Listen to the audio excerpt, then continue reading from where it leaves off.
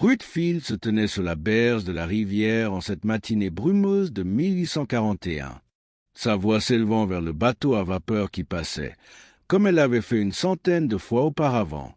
Les roues à eau brassaient l'eau brune. Le sifflet résonnait à travers les champs de la plantation. Et puis quelque chose d'impossible se produisit. Lorsque la brume se dissipa quelques instants plus tard, Ruth avait disparu. Pas en fuite, pas cachée, simplement volatilisée comme si la rivière elle-même l'avait engloutie. Mais voici ce que personne ne pouvait expliquer. Pendant les 3 jours qui suivirent sa disparition, les gens jurèrent l'entendre chanter.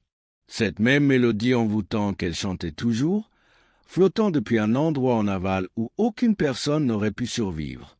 Les chasseurs d'esclaves cherchèrent pendant des semaines. Ils trouvèrent son châle accroché à une racine de cyprès à 2000 au sud. Ils trouvèrent des empreintes de pas qui commençaient sur la berge et s'arrêtaient simplement à mi-foulée dans la boue.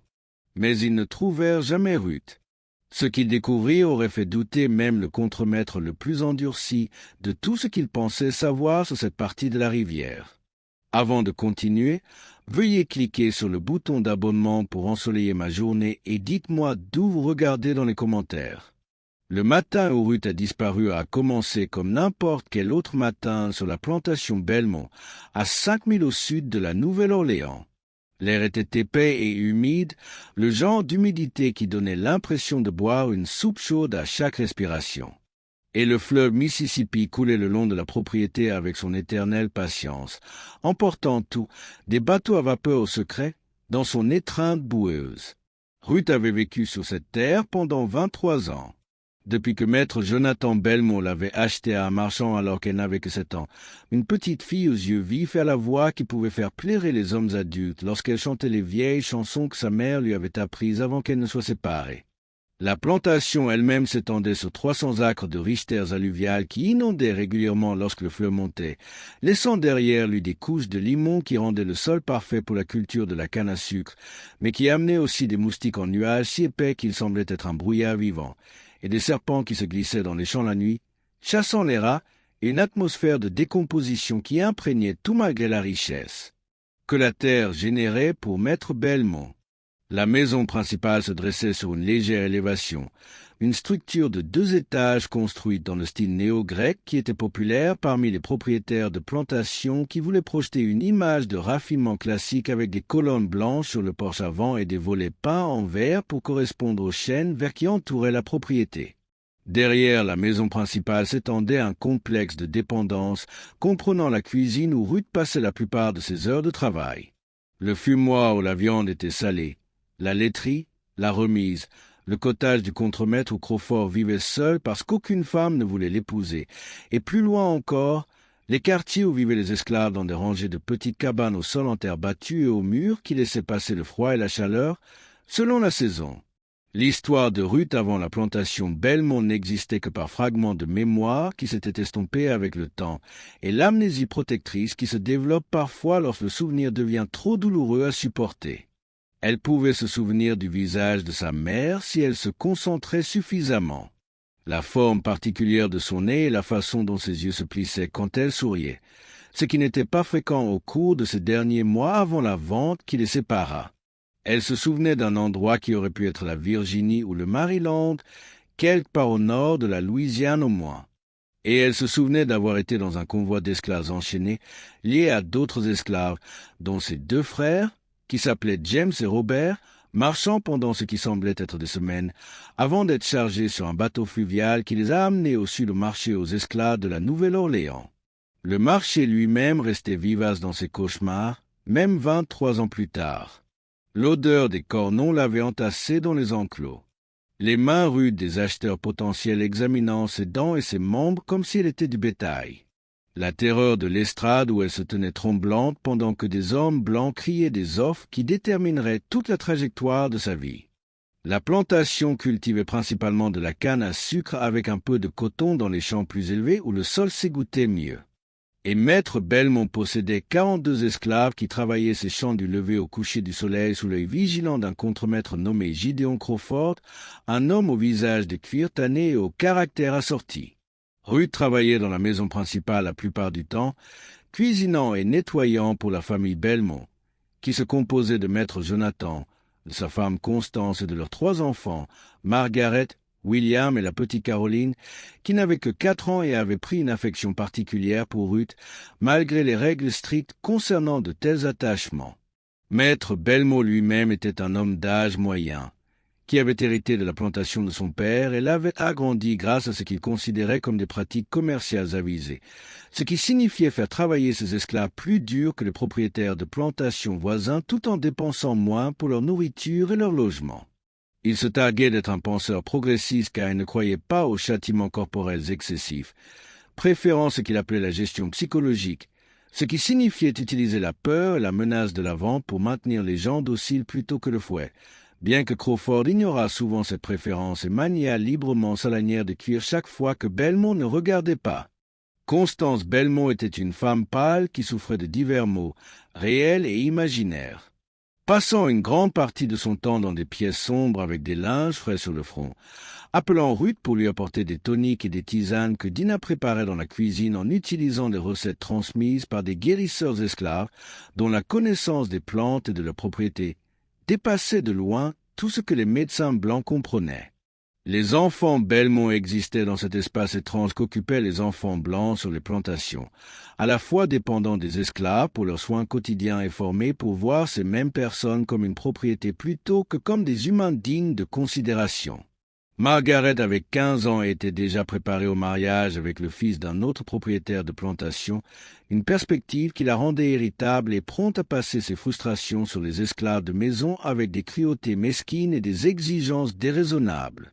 William avait 12 ans et montrait des signes de devenir aussi brutal que Crawford, se délectant à surprendre les plus jeunes enfants esclaves en infraction mineure et à les dénoncer pour punition.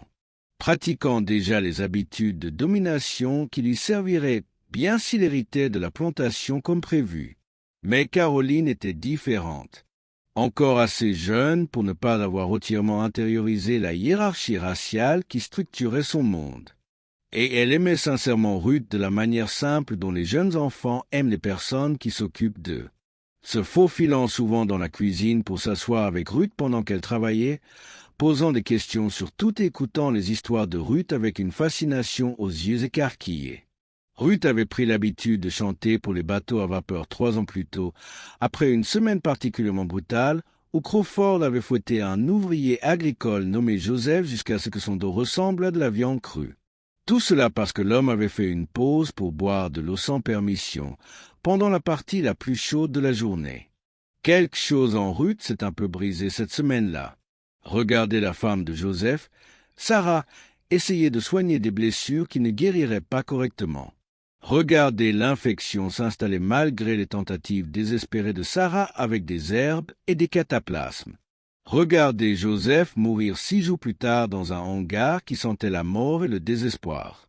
Ruth avait chanté à son enterrement une chanson basse et plaintive qui semblait venir de plus profond que sa gorge.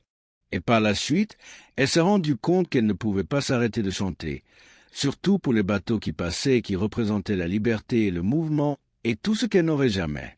La mort de Joseph avait affecté tout le monde dans les quartiers différemment. Certaines personnes se retiraient dans un silence protecteur, tandis que d'autres trouvaient la religion avec une intensité renouvelée, se rassemblant pour des réunions de prières secrètes dans les bois le dimanche soir lorsqu'on leur accordait quelques heures de repos. Ruth avait essayé d'assister à ces réunions, mais trouvait le Dieu chrétien dont parlaient les prédicateurs, un Dieu qui sanctionnait apparemment l'esclavage parce qu'il était mentionné dans la Bible, impossible à concilier avec toute notion de justice ou de miséricorde qu'elle pouvait accepter. Au lieu de cela, elle a trouvé sa propre forme de pratique spirituelle dans l'acte de chanter pour les bateaux, créant un rituel qui n'avait rien à voir avec la religion imposée aux esclaves par leur maître, et tout à voir avec l'affirmation de sa propre humanité de la petite manière qu'elle pouvait gérer. Les bateaux sont devenus sa congrégation, la rivière son église, et les chansons ses prières dirigées non pas vers le ciel, mais vers l'horizon, où l'eau et le ciel se fondaient dans la promesse d'un ailleurs. Les autres esclaves de la plantation sont venus à comprendre que le chant de Ruth servait à un but au-delà du divertissement ou même de l'expression, fonctionnant plutôt comme une sorte de mécanisme de survie qui la maintenait saine d'esprit dans des circonstances qui poussaient beaucoup de gens soit à la résignation, soit à la rébellion. Ada, qui avait l'âge de Ruth et avait été achetée par Belmont à peu près au même moment, a reconnu dans le chant de Ruth un écho de son propre besoin de maintenir un noyau de soi que les maîtres ne pouvaient pas atteindre, un espace intérieur protégé où il restait pleinement humain, malgré l'insistance du système sur le fait qu'ils étaient une propriété. Les deux femmes étaient devenues des amies proches au fil des ans, partageant des confidences dans des conversations chuchotées après la tombée de la nuit, se soutenant mutuellement à travers les différentes crises que la vie de plantation générait avec une régularité implacable. Des naissances de bébés qui pouvaient être vendus à tout moment à la mort des personnes qu'elles aimaient, en passant par la terreur constante de savoir que demain pouvait apporter la séparation, la punition, ou pire. Les autres esclaves de la plantation comprenaient le besoin de Ruth de chanter. Même si Maître Belmont trouvait cela étrange et parfois irritant, il y avait le vieux Benjamin, qui avait près de 70 ans et prétendait se souvenir d'avoir été libre en Afrique avant l'arrivée des esclavagistes, et la jeune Ada, qui était enceinte de son troisième enfant, et terrifiée à l'idée que le maître vende celui-ci comme il avait vendu les deux autres. Et Marcus, qui était le forgeron et parlait peu, mais dont les yeux contenaient une rage qui couvait juste sous la surface de sa politesse prudente. Et Dinah, qui cuisinait aux côtés de Ruth et en savait plus sur les plantes vénéneuses que quiconque ne le soupçonnait, et des dizaines d'autres dont les vies s'entremêlaient dans le réseau complexe de survie qui définissait leur existence. Benjamin était particulièrement important pour la communauté car il servait de lien vivant avec un passé antérieur à l'esclavage, avant le passage du milieu, avant la transformation des Africains en propriété américaine. Il racontait des histoires le dimanche soir sur son village près de la côte où il était né libre, sur les marchés remplis de marchandises de commerçants venus de l'autre côté du désert, sur les cérémonies et les danses et un mode de vie qui ne ressemblait en rien à l'exploitation brutale du travail de plantation. Certains des plus jeunes doutaient des histoires de Benjamin, pensant que cette décennie était trop longue pour une mémoire précise et que peut-être il embellissait ou inventait des détails pour rendre son passé plus beau qu'il ne l'était. Mais Ruth le croyait parce qu'elle reconnaissait dans ses descriptions le même désir de plénitude qui animait son propre chant, le besoin de se souvenir et d'affirmer qu'ils avaient tous été autre chose que des esclaves avant que les Blancs n'en décident autrement. Marcus le forgeron occupait une position unique sur la plantation car ses compétences le rendaient précieux d'une manière que les travailleurs des champs ne l'étaient pas, ce qui lui donnait un peu plus de poids dans ses interactions avec Crawford et Belmont, bien que cet avantage soit au mieux marginal, et puis s'évaporer instantanément s'il faisait un faux pas ou disait quelque chose interprété comme de l'insubordination. Marcus était né sur une autre plantation et avait été vendu à Belmont 5 ans plus tôt après la mort de son précédent propriétaire et la liquidation de la succession pour payer des dettes. Il avait laissé derrière lui une femme et 2 enfants dans cette vente. Une séparation qui avait endurci quelque chose en lui qui était probablement déjà assez dur au départ, et il parlait rarement d'eux, bien que tout le monde sache qu'il portait leurs souvenirs comme un poids physique. Son travail à la forge était méticuleux et intense. Chaque coup de marteau contre le fer chaud semblant contenir une rage qui ne pouvait exprimer par des mots ou des actions sans risquer un châtiment brutal ou une vente dans des conditions encore pires plus au sud. Dinah cuisinait pour la famille Belmont depuis 15 ans, apprenant son métier d'une autre femme esclave qui était morte d'une pneumonie lors d'un hiver particulièrement rigoureux. Quand Belmont a refusé de fournir un chauffage ou des soins médicaux adéquats au quartier, la connaissance des plantes de Dinah s'étendait bien au-delà des simples applications culinaires, englobant des usages médicinaux qui faisaient d'elle le médecin officieux de la communauté esclave, et certaines applications plus sombres qu'elle laissait entendre mais ne discutait jamais explicitement. Les gens chuchotaient que Dinah savait quelles racines et feuilles pouvaient causer la maladie ou la mort si elles étaient préparées correctement, et qu'elle avait à l'occasion aidé des femmes esclaves à mettre fin à des grossesses non désirées résultant de viols par des hommes blancs, et qu'elle entretenait un jardin soigneusement entretenu derrière sa cabane, où elle cultivait des herbes dont elle n'expliquait les fins à personne. Ruth faisait entièrement confiance à Dinah et avait beaucoup appris d'elle sur la façon de naviguer sur le terrain dangereux de la vie de plantation. Quand parler et quand se taire, comment lire les humeurs des Blancs et ajuster son comportement en conséquence, comment trouver de petites poches d'agence au sein d'un système conçu pour éliminer toute autonomie. Ruth elle-même était ce que certains appelaient belle plutôt que jolie, avait des traits forts et une peau de la couleur du noyer poli, et des mains calleuses par le travail, mais toujours en quelque sorte douce quand elle tressait les cheveux de la petite Caroline ou pétrissait la pâte à pain ou jouait du banjo que Marcus avait fabriqué pour elle à partir de chutes de bois et de cordes en boyaux de chat. Elle ne s'était jamais mariée, bien que plusieurs hommes de la plantation et des propriétés voisines aient exprimé leur intérêt au fil des ans, parce que Ruth portait en elle un chagrin qui rendait les attachements permanents impossibles. Sa mère avait été vendue quand Ruth avait 5 ans, et son père, un homme dont elle se souvenait à peine, était mort dans un accident de moulin avant son 3e anniversaire. Et quelque part dans le Mississippi, elle avait 2 frères qu'elle n'avait pas vus depuis 18 ans et qu'elle ne reconnaîtrait pas s'ils se tenaient devant elle. L'absence de sa famille créait chez Ruth une sorte d'isolement particulier qui était courant chez les esclaves, mais qu'elle vivait avec une intensité inhabituelle. Elle restait parfois éveillée la nuit dans la cabane qu'elle partageait avec Ada et les autres, écoutant les bruits de respiration et de ronflement et le cri occasionnel de quelqu'un pris au piège dans un cauchemar. Et elle essayait de calculer l'âge qu'auraient ses frères maintenant, s'ils étaient encore en vie, s'ils pensaient jamais à elle comme elle pensait à eux. James avait 9 ans quand ils ont été séparés, assez âgé pour qu'il puisse conserver un souvenir d'avoir une sœur. Mais Robert n'en avait que 6, probablement trop jeune pour se souvenir de grand-chose de leur bref temps ensemble en tant que famille. Ruth avait créé au fil des ans des fantasmes élaborés sur la façon de retrouver ses frères, imaginant des scénarios où elle les reconnaîtrait par un trait distinctif, où il reconnaîtrait sa voix quand elle chanterait. Mais elle comprenait que ce n'étaient que des histoires qu'elle se racontait pour faire face à la permanence de la perte qui définissait son existence. Son attachement aux bateaux fluviaux avait commencé comme une simple fascination pour leur taille, leur puissance et leur beauté. Mais avec le temps, il avait évolué vers quelque chose de plus complexe et de plus chargé d'émotions. Les bateaux représentaient non seulement le mouvement physique, mais aussi la possibilité de transformation. L'idée que les circonstances pouvaient changer et que la géographie qui la piégeait n'était pas absolue. Ruth avait appris les noms de nombreux bateaux réguliers d'autres esclaves qui travaillaient plus près des quais ou qui avaient des conversations avec des Blancs qui connaissaient le trafic fluvial.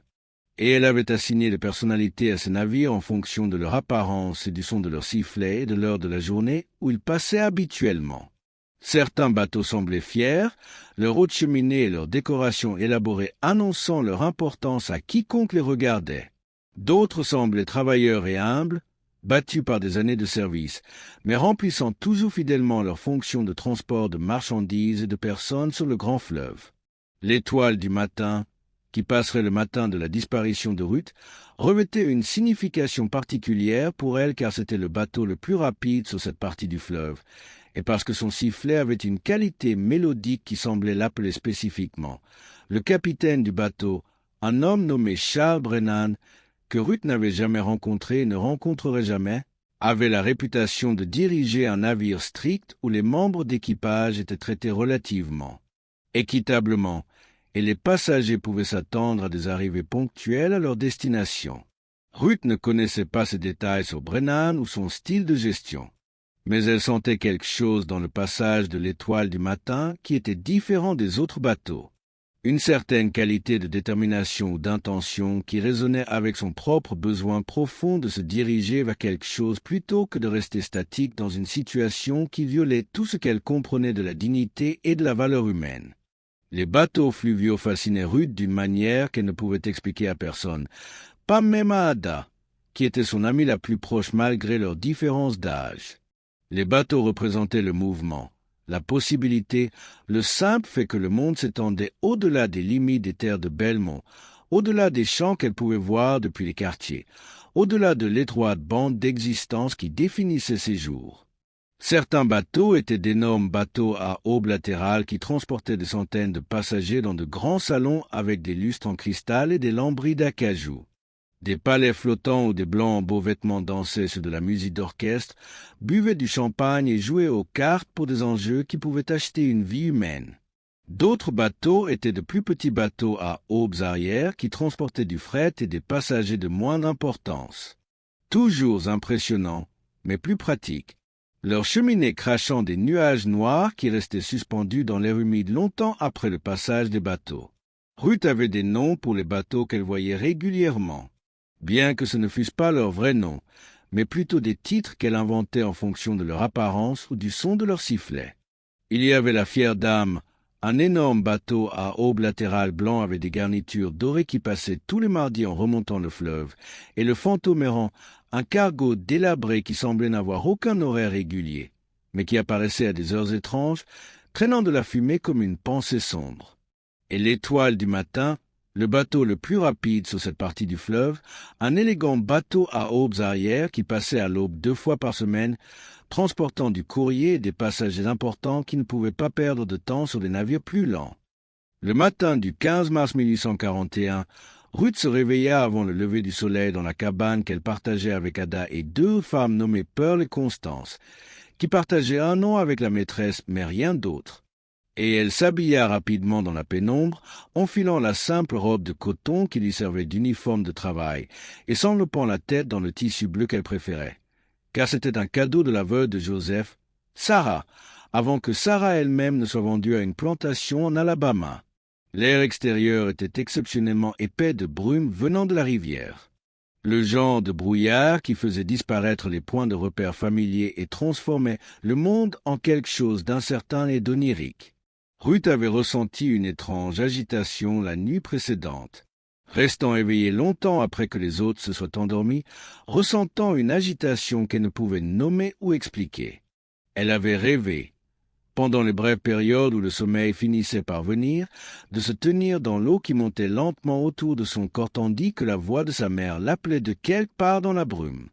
Les mots indistincts, mais le ton urgent et insistant. Le rêve l'avait réveillée plusieurs fois, laissant son cœur battre la chamade et sa chemise de nuit humide de sueur malgré la fraîcheur relative de la nuit de mars.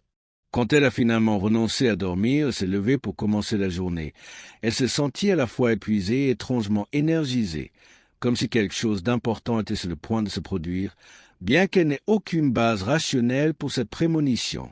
Ada avait bougé quand Ruth s'était levée, ouvrant un œil pour regarder son amie dans la pénombre et lui demandant si tout allait bien. Ruth avait hoché la tête et murmuré qu'elle allait bien, juste agitée.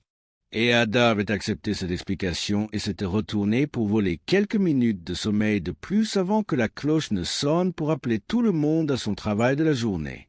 Ruth est restée un instant, regardant la forme endormie d'Ada, ressentant une vague d'affection pour cette femme qui avait été une présence si constante dans sa vie. Et elle a presque tendu la main pour toucher l'épaule d'Ada, pour la réveiller et lui parler des étranges sentiments qui la parcouraient. Mais elle s'est arrêtée parce qu'il n'y avait rien à dire qui ne sonnerait pas comme une folie ou une superstition. Quel mot pourrait capturer le sentiment que le monde était devenu mince d'une certaine manière, que la barrière entre ce qui était et ce qui pourrait être était devenue perméable d'une manière qu'elle n'avait pas le vocabulaire pour décrire. Ruth se dirigea vers la maison principale pour commencer les préparatifs du petit déjeuner, mais quelque chose l'attira plutôt vers la rivière. Un instinct ou une prémonition qu'elle ne pouvait nommer. Ses pieds la portèrent sur le sentier usé à travers les pacaniers, devant le fumoir et le hangar à outils, devant le bord des champs de canne où les tiges bruissaient dans la brise d'avant l'aube, et enfin jusqu'à la rive boueuse où elle s'était tenue tant de fois auparavant pour regarder les bateaux et chanter ses chansons. La brume était si épaisse qu'elle pouvait à peine voir à 10 pieds devant elle, et la rivière se déplaçait invisiblement derrière le rideau de blanc. Une présence plus ressentie que vue, le léger clapotis de l'eau contre la rive et le murmure du courant, seule preuve de son existence. La marche jusqu'à la rivière a duré peut-être 10 minutes, pendant lesquelles l'esprit de Ruth a erré à travers des souvenirs et des pensées à moitié formées qui semblaient provenir de l'extérieur de son contrôle conscient. Elle s'est surprise à penser à sa mère, non pas aux souvenirs traumatisants de leur séparation, mais à des moments antérieurs où elles avaient été ensemble et relativement en sécurité avant la vente qui a divisé leur famille en morceaux. Elle se souvenait de sa mère chantant en faisant la lessive. Se souvenait de la façon dont sa voix montait et descendait selon des schémas qui semblaient suivre le rythme du frottement des vêtements contre la planche à laver. Se souvenait de s'être sentie protégée et aimée à ces moments-là, malgré le contexte plus large de l'esclavage qui définissait leur existence. Elle se demandait si sa mère était encore en vie, si elle était toujours esclave ou si elle avait trouvé la liberté d'une manière ou d'une autre, si elle pensait jamais à la fille qu'elle avait été forcée de laisser derrière elle. Et ses pensées semblaient particulièrement vives et douloureuses en cette matinée brumeuse où le monde semblait exister dans un espace entre l'éveil et le rêve. Ruth s'est également surprise à penser à la petite Caroline et à se sentir coupable de l'affection qu'elle avait développée pour l'enfant blanche, bien qu'elle sache mieux, bien qu'elle comprenne que de tels attachements au-delà de la ligne de couleur étaient dangereux et finalement voués à l'échec. Parce que Caroline grandirait pour devenir une propriétaire d'esclaves qui considérait Ruth et des gens comme elle comme une propriété plutôt que comme des personnes méritant une considération humaine de base. Mais Caroline n'avait que 4 ans et était encore innocente de la manière dont les très jeunes enfants sont innocents. Et Ruth ne pouvait s'empêcher de répondre à la chaleur et à la curiosité sincère de l'enfant. Ne pouvait s'empêcher de ressentir quelque chose de protecteur envers une petite fille qui n'avait pas plus de choix sur les circonstances de sa naissance que Ruth n'avait choisi les siennes. Toute la situation était tragique d'une manière que Ruth comprenait mieux que Caroline ne le ferait jamais. Du moins jusqu'à ce que la vie lui apprenne des leçons plus dures sur le coût du système qui a enrichi sa famille. Ruth resta là pendant plusieurs minutes, respirant l'air humide, écoutant le silence qui n'était pas tout à fait le silence, mais plutôt un ensemble de petits sons qui se fondaient en quelque chose de paisible. Puis, de quelque part en amont, elle l'entendit, le sifflet distinctif de l'étoile du matin. Cet appel clair à 3 notes que le capitaine utilisait pour annoncer son approche. Et Ruth se mit à chanter sans vraiment le décider. La mélodie s'élevant de sa gorge comme quelque chose avec sa propre volonté. La chanson n'avait pas de mots exacts, juste des syllabes qui coulaient ensemble dans des motifs que sa mère lui avait appris. Des sons qui précédaient l'anglais et l'esclavage et tout ce qui définissait son existence actuelle. Une vieille chanson qui aurait pu être africaine ou toute autre chose. Une expression humaine universelle de désir qui n'avait besoin d'aucun langage spécifique. Tandis que Ruth chantait, elle sentit quelque chose changer dans l'atmosphère autour d'elle. Un changement de pression atmosphérique ou de température, ou peut-être dans une certaine qualité qui n'avait pas de nom en physique conventionnel. La brume semblait s'épaissir et devenir simultanément plus lumineuse, comme si la lumière était générée de l'intérieur de la vapeur d'eau elle-même, plutôt que de filtrer à travers elle depuis le soleil levant. La voix de Ruth devint plus forte sans qu'elle augmente consciemment le volume. La mélodie s'étendant et prenant des coups harmoniques qui n'auraient pas dû être possibles d'une seule gorge humaine, comme si l'air lui-même chantait avec elle ou amplifiait son son d'une manière qui défiait l'acoustique normale. Elle se sentait simultanément ancrée dans son corps, consciente de ses pieds plantés dans la boue et de ses poumons se dilatant et se contractant avec la respiration, et en quelque sorte à l'extérieur de son corps, s'observant d'une perspective qui flottait au-dessus, à côté et à l'intérieur d'elle tout à la fois. La sensation n'était pas effrayante exactement, bien qu'elle contienne des éléments qui auraient pu produire de la peur dans des circonstances différentes. Au lieu de cela, Ruth ressentit une sorte de reconnaissance, comme si elle avait attendu toute sa vie ce moment sans le savoir, comme si tout ce qui s'était passé auparavant, toute la souffrance, la perte et l'humiliation quotidienne de l'existence d'esclave avait été une préparation à cet instant unique où la frontière entre ce qui était possible et ce qui était impossible se dissoudrait comme du sucre dans l'eau. Elle pensa à sa mère et à ses frères et à tous ceux qu'elle avait aimés et perdus. Et elle pensa à Ada et Marcus et Dina et Benjamin et à tous les gens encore piégés dans le système qui revendiquaient la propriété de leur corps et de leur travail.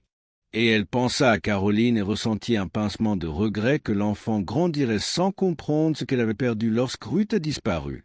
Et toutes ces pensées se sont produites simultanément et instantanément, non pas en séquence linéaire, mais comme une seule émotion complexe qui contenait des multitudes. Le sifflet retentit de nouveau, plus près maintenant, et Ruth pouvait entendre le bruit des roues à eau fendant l'eau. Le sifflement de la vapeur, le grondement sourd des moteurs travaillant dur contre le courant. Elle chanta plus fort, projetant sa voix vers l'endroit où elle imaginait que le bateau devait se trouver. Bien que la brume soit encore trop épaisse pour voir quoi que ce soit clairement, il y avait quelque chose de différent ce matin-là.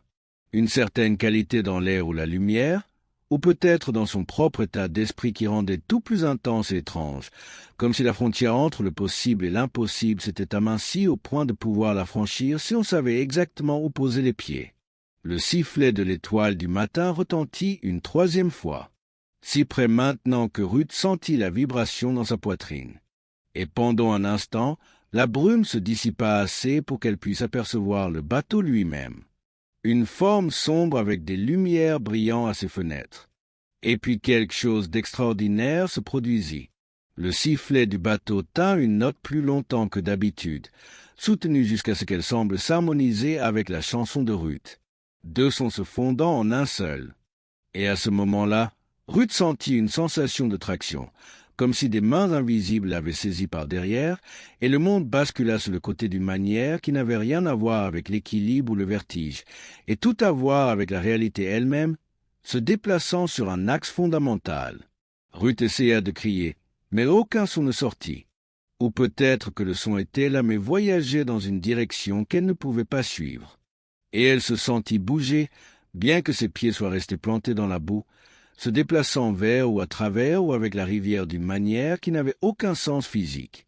La dernière chose qu'elle enregistra clairement fut la sensation de son châle glissant de ses épaules et le son de sa propre chanson résonnant encore sur l'eau. Et puis il y eut une sensation de chute vers le haut et d'obscurité qui contenait en quelque sorte de la lumière, et puis rien ou tout ou quelque chose entre les deux lorsque la brume commença à se dissiper 20 minutes plus tard. Alors que le soleil se frayait enfin un chemin au-dessus de l'horizon oriental et commençait à brûler l'humidité, Ada vint chercher Ruth car le petit déjeuner devait être préparé, et maître Belmont serait furieux si ce n'était pas prêt à 7 heures. Ada suivit le même chemin que Ruth, appelant le nom de son ami doucement d'abord, puis plus urgemment, et lorsqu'elle atteignit la rive, elle la trouva vide, à l'exception du châle bleu de Ruth, gisant dans la boue au bord de l'eau. Ada ramassa le châle avec des mains tremblantes et regarda la rivière, qui était maintenant clairement visible dans la lumière grandissante. Sa surface vide de tout, sauf quelques bûches et quelques débris flottants en aval. L'étoile du matin était partie depuis longtemps, à des kilomètres en amont maintenant, transportant des passagers qui n'avaient aucune idée que quelque chose d'impossible venait de se produire sur la rive d'une plantation kelte par derrière eux. Ada resta debout, tenant le châle, pendant plusieurs longues minutes, essayant de donner un sens à ce qu'elle voyait, ou plutôt à ce qu'elle ne voyait pas. Parce que l'absence de Ruth d'un endroit où son châle restait suggérait des scénarios que l'esprit d'Ada refusait d'accepter, elle examina attentivement la rive boueuse, à la recherche d'empreintes de pas qui pourraient indiquer que Ruth était entrée dans l'eau, mais les traces étaient confuses et peu claires. Plusieurs empreintes se chevauchant d'une manière qui ne racontait aucune histoire cohérente. Il y avait des marques qui auraient pu être faites par les pieds de Ruth pointant vers l'eau, mais elles semblaient s'arrêter brusquement à environ 3 pieds du bord de la rivière, comme si Ruth avait simplement cessé d'exister à mi-foulée, et il n'y avait aucune marque correspondante montrant un chemin de retour ou une indication de l'endroit où elle aurait pu aller. Ada appela le nom de Ruth plusieurs fois de plus, sa voix devenant de plus en plus désespérée malgré ses tentatives de garder son sang-froid, car attirer trop l'attention pourrait faire tomber Crawford sur tout le monde, et le contremaître avait peu de patience pour ce qu'il considérait comme des esclaves se dérobant à leurs devoirs. Mais Ruth ne répondit pas et n'apparut pas, et la rive resta obstinément vide, à l'exception du châle qu'Ada serrait contre sa poitrine comme un talisman ou une pièce à conviction dont elle ne pouvait pas encore déchiffrer la signification. Finalement, sachant qu'elle n'avait pas le choix, Ada retourna vers les quartiers pour signaler l'absence de Ruth. Son esprit déjà en train de parcourir les explications possibles et leurs conséquences probables. Aucune d'entre elles n'était bonne. Ada signala l'absence de Ruth à Dinah, qui le dit à Marcus, qui informa à Contrecœur Crawford, le contremaître, qui entra dans une rage à l'idée qu'un des esclaves de maison s'était apparemment enfui. Et à midi, toute la plantation était en émoi, des groupes de recherche se formaient et des chasseurs d'esclaves étaient convoqués de la Nouvelle-Orléans et maître Belmont interrogeait personnellement chaque esclave de la propriété sur ce qu'il savait des plans de Ruth. Mais personne ne savait rien car il n'y avait pas de plan. Pas de conversation chuchotée sur les voies d'évasion ou les maisons sûres. Pas de provisions cachées ou de comportements suspects dans les jours précédant sa disparition. Ruth avait simplement disparu comme de la fumée se dispersant dans le vent. La rage de Crawford se manifesta de manière prévisible, y compris le fouet immédiat de deux ouvriers agricoles qu'il soupçonnait de mentir sur leur connaissance de l'endroit où se trouvait Ruth, bien qu'en vérité aucun des deux hommes ne sache rien. Et leur punition ne servit qu'à satisfaire le besoin de Crawford de se sentir en contrôle d'une situation qui échappait rapidement à son autorité. Il organisa le premier groupe de recherche dans l'heure qui suivit l'information de la disparition de Ruth, partant avec 3 autres hommes blancs des plantations voisines qui aidaient parfois à la capture d'esclaves en échange d'une aide réciproque lorsqu'ils en avaient besoin. Les hommes amenèrent des chiens entraînés à suivre l'odeur humaine. Bien que, comme les événements le prouveraient, ces animaux étaient sur le point de rencontrer quelque chose qui défiait leur entraînement et leurs instincts d'une manière que leur maître ne pouvait commencer à comprendre. Les interrogatoires de maître Belmont auprès des esclaves ne révélèrent rien d'utile, mais créèrent une atmosphère de tension et de peur accrue dans les quartiers. Comme les gens comprenaient que l'absence de Ruth avait mis tout le monde sous une surveillance et une suspicion accrue, Belmont interrogea longuement Ada, exigeant de connaître chaque détail de leur amitié et toute conversation qui aurait pu laisser entrevoir des plans d'évasion. Et Ada répondit sincèrement que Ruth n'avait jamais parlé de s'enfuir et n'avait pas semblé différente dans les jours précédant sa disparition de ce qu'elle avait été pendant des années. Belmont étudia attentivement le visage d'Ada à la recherche de signes de tromperie. Mais Ada avait appris depuis longtemps à maîtriser ses traits pour qu'il ne révèle rien, une compétence que tous les esclaves devaient développer pour survivre. La recherche s'est étendue tout au long de la journée pour inclure non seulement le terrain immédiat de la plantation, mais aussi la zone environnante dans un rayon de 5 milles, vérifiant tous les endroits possibles où se cacher, des grands aux champs de canne en passant par les maisons des Noirs libres qui auraient pu offrir de l'aide à un fugitif. Crawford a personnellement visité ces foyers de Noirs libres, les menaçant de conséquences désastreuses s'il était trouvé en train d'héberger Ruth. Et les gens libres ont ouvert leurs portes et se sont soumis aux fouilles tout en maintenant une dignité prudente face à l'attitude agressive de Crawford. Aucun d'entre eux n'avait vu Ruth ou n'avait d'informations sur son sort, et Crawford a quitté chaque endroit plus frustré qu'avant, incapable d'accepter qu'un esclave puisse simplement disparaître sans laisser de traces ni de complices. Le premier groupe de recherche était composé de Crawford et de 3 autres hommes blancs qui ont parcouru la route de la rivière sur des kilomètres dans les deux sens, demandant aux plantations voisines si quelqu'un avait vu une femme correspondant à la description de Ruth. Vérifiant les quais de la Nouvelle-Orléans où les fugitifs essayaient parfois de monter à bord des bateaux en tant que passagers clandestins, interrogeant la communauté noire libre de la ville pour savoir si les étrangers étaient apparus pour demander de l'aide. Ils n'ont rien trouvé. Aucune trace, aucun témoin, aucun indice de l'endroit où Ruth aurait pu aller ou de la façon dont elle y était arrivée. Un des chasseurs d'esclaves, un homme nommé Albert Dunn, qui gagnait sa vie en traquant les fugitifs avec des chiens, a amené ses meilleurs limiers sur la rive où le châle de Ruth a été trouvé, et les chiens ont facilement senti son odeur et l'ont suivi sur 20 pieds de la rive vers l'eau. Et puis les chiens se sont arrêtés, ont gémi et ont refusé d'aller plus loin, ce que Dunn a dit n'avoir jamais vu auparavant, comme si l'odeur s'arrêtait simplement en l'air, comme si Ruth avait poussé des ailes et s'était envolée. Le deuxième jour après la disparition de Ruth a apporté le premier rapport étrange d'un pêcheur nommé Horus Webb, qui vivait dans une cabane à 3 miles en aval de la plantation Belmont. Webb est venu voir Crawford et a dit qu'il avait entendu chanter ce matin-là une voix de femme flottant sur la rivière vers l'aube. La même mélodie qu'il avait entendue de nombreuses fois auparavant en passant devant la propriété de Belmont parce que la voix de Ruth portait loin sur l'eau. Crawford a demandé si Webb avait vu la femme, et Webb a secoué la tête et a dit que la brume était trop épaisse, mais il était certain que c'était la même voix, cette qualité distinctive qui donnait à la chanson un air à la fois triste et plein d'espoir. Crawford a rejeté Webb comme un ivrogne qui avait tout imaginé, mais le lendemain matin a apporté un rapport similaire d'un batelier sur un cargo qui a juré avoir entendu une femme chanter de quelque part près de la rive vers l'aube, bien que lorsqu'ils ont regardé, il n'y avait personne de visible et le capitaine ne les a pas laissés s'arrêter pour enquêter.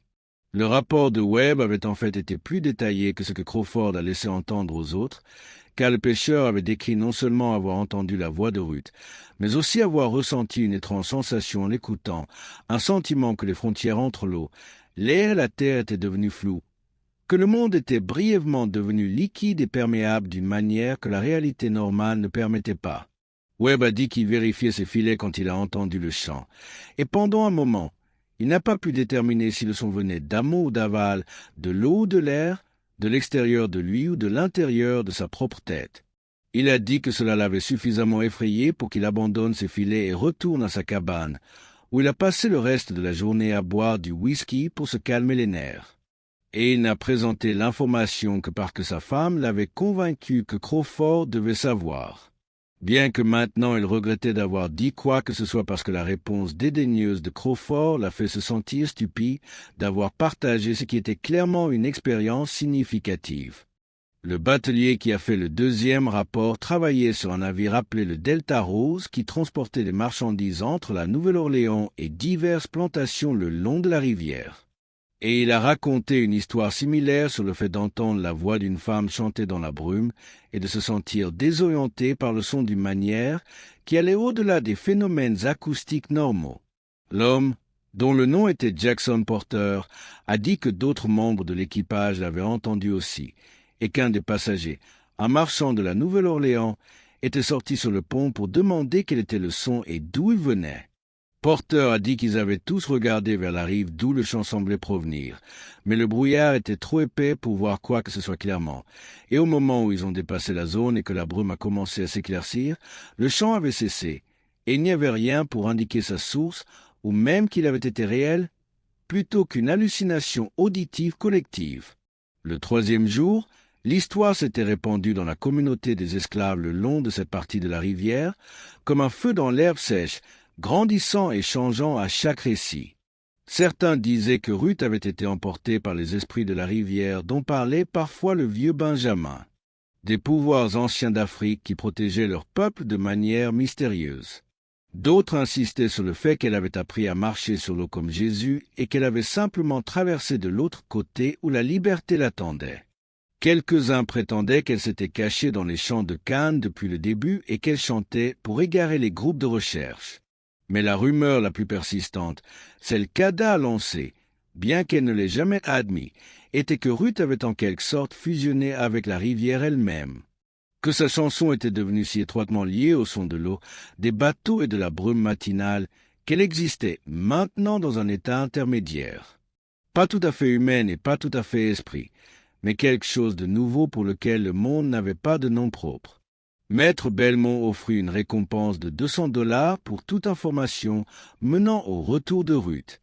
Une somme substantielle qui aurait tenté de nombreuses personnes de se manifester si elles avaient eu de véritables connaissances à partager. Mais la récompense ne fut pas réclamée car il n'y avait aucune information à avoir. Les chasseurs d'esclaves finirent par abandonner et retournèrent à la Nouvelle-Orléans, et Crawford cessa d'organiser des groupes de recherche après 2 semaines, et la vie sur la plantation Belmont retourna à sa routine brutale normale. Sauf que maintenant il y avait une absence en son centre. Un trou en forme de Ruth dans les schémas quotidiens que personne ne semblait pouvoir combler adéquatement. La petite Caroline Belmont a pleuré pendant 3 jours d'affilée lorsqu'elle a compris que Ruth ne reviendrait pas, et aucune consolation de sa mère ne pouvait la calmer.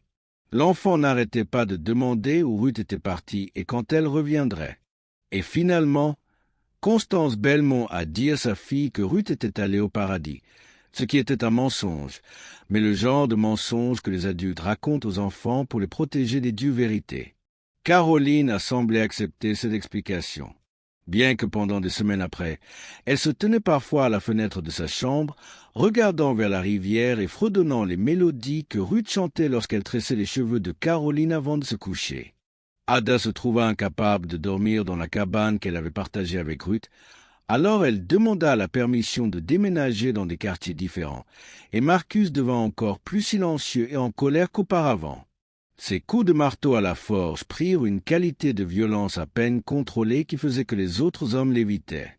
Dina commença à brûler une bougie chaque nuit à l'endroit où Ruth avait l'habitude de dormir. Un petit acte de souvenir que le contremaître ne découvrit jamais car il se produisait après la tombée de la nuit, lorsque les Blancs s'aventuraient rarement dans les quartiers. Le vieux Benjamin commença à raconter des histoires sur Ruth comme si elle était déjà entrée dans la légende, parlant d'elle comme de la femme qui s'est libérée en chantant, et de la voix qui est devenue eau. Et les plus jeunes enfants esclaves se rassemblaient autour de lui le soir pour entendre ses contes, leurs yeux écarquillés d'émerveillement et d'espoir à l'idée que l'évasion était possible, même sous des formes qu'ils ne pouvaient pas encore imaginer.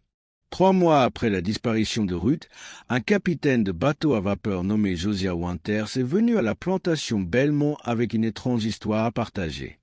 Le capitaine Winters dirigeait un bateau de passagers qui effectuait des voyages réguliers entre la Nouvelle-Orléans et Bâton Rouge. Il a affirmé que les matins brumeux, en passant devant la propriété de Belmont, ces passagers signalaient parfois entendre une femme chanter de quelque part près de la rive, bien qu'une confirmation visuelle soit impossible en raison de la brume. Plus étrange encore, le capitaine Winters a déclaré qu'à 2 reprises, le sifflet de son bateau avait apparemment répondu de lui-même à ce chant, soutenant des notes plus longtemps qu'il n'avait tiré sur la corde, comme si la machine elle-même essayait de s'harmoniser avec la voix mystérieuse. Maître Belmont a écouté cette histoire avec une expression sceptique et a demandé au capitaine Winters ce qu'il espérait gagner en répandant de telles absurdités. Winters a haussé les épaules et a dit qu'il n'attendait rien, mais qu'il pensait que Belmont devrait savoir que son esclave évadé était apparemment devenu une histoire de fantôme dont les autres capitaines de bateaux commençaient à discuter dans les tavernes le long du front de mer. Belmont a renvoyé Winters avec un mépris à peine dissimulé, mais en privé, l'histoire l'a troublé car elle suggérait que la disparition de Ruth devenait quelque chose de plus grand qu'un simple cas d'esclave en fuite, se transformant plutôt en un conte qui défiait l'ordre naturel des choses d'une manière qui rendait nerveux les riches propriétaires de plantations. L'été 1841 a apporté une chaleur et une humidité intenses, même pour les normes de la Louisiane, et les esclaves travaillaient dans les champs de canne sous un soleil qui semblait déterminé à les cuire dans le sol même qu'ils cultivaient. Ada a donné naissance à son bébé en juillet. Une fille qu'elle a nommée Ruth malgré le risque d'attirer l'attention de Crawford pour avoir honoré quelqu'un qui s'était vraisemblablement enfui. Et l'enfant s'est avéré en bonne santé et forte malgré les conditions de sa naissance dans une cabane avec seulement Dinah et 2 autres femmes pour servir de sage-femme. Ada emmenait parfois le bébé Ruth au bord de la rivière aux premières heures du matin avant le début du travail, et elle se tenait là où son ami s'était tenu pour la dernière fois et chantait doucement à l'eau, enseignant au bébé les mélodies que son homonyme avait autrefois interprétées pour les bateaux qui passaient. Marcus a finalement parlé de la disparition de Ruth fin août, rompant son silence de plusieurs mois sur le sujet lors d'une conversation avec Benjamin et 2 autres hommes à la forge, où ils s'étaient rassemblés après la tombée de la nuit pour aiguiser les outils pour le travail du lendemain. Marcus a dit qu'il croyait que Ruth avait trouvé une issue qu'aucun d'eux n'avait envisagée. Que peut-être s'enfuir ne consistait pas toujours à utiliser ses jambes pour se transporter vers le nord, mais parfois à utiliser sa voix ou son esprit ou une partie de soi-même que les maîtres ne pouvaient pas enchaîner, peu importe leurs efforts. Benjamin a hoché la tête et a dit que cela correspondait à certaines histoires de son enfance en Afrique. Des contes de gens qui pouvaient se transformer en animaux ou fusionner avec des éléments comme l'eau et le feu. Et bien que cette magie se soit affaiblie dans cette nouvelle terre où les esprits étaient différents, peut-être qu'elle n'avait pas complètement disparu. Peut-être qu'elle attendait des moments de grand besoin pour refaire surface de manière inattendue. Les autres hommes ont écouté cette discussion avec divers degrés de croyance et de scepticisme, mais tous voulaient que ce soit vrai car l'alternative était d'accepter que Ruth s'était noyée ou avait été capturée et vendue dans une situation encore pire plus au sud, et l'espoir les obligeait à embrasser l'impossible plutôt que de se rendre au probable.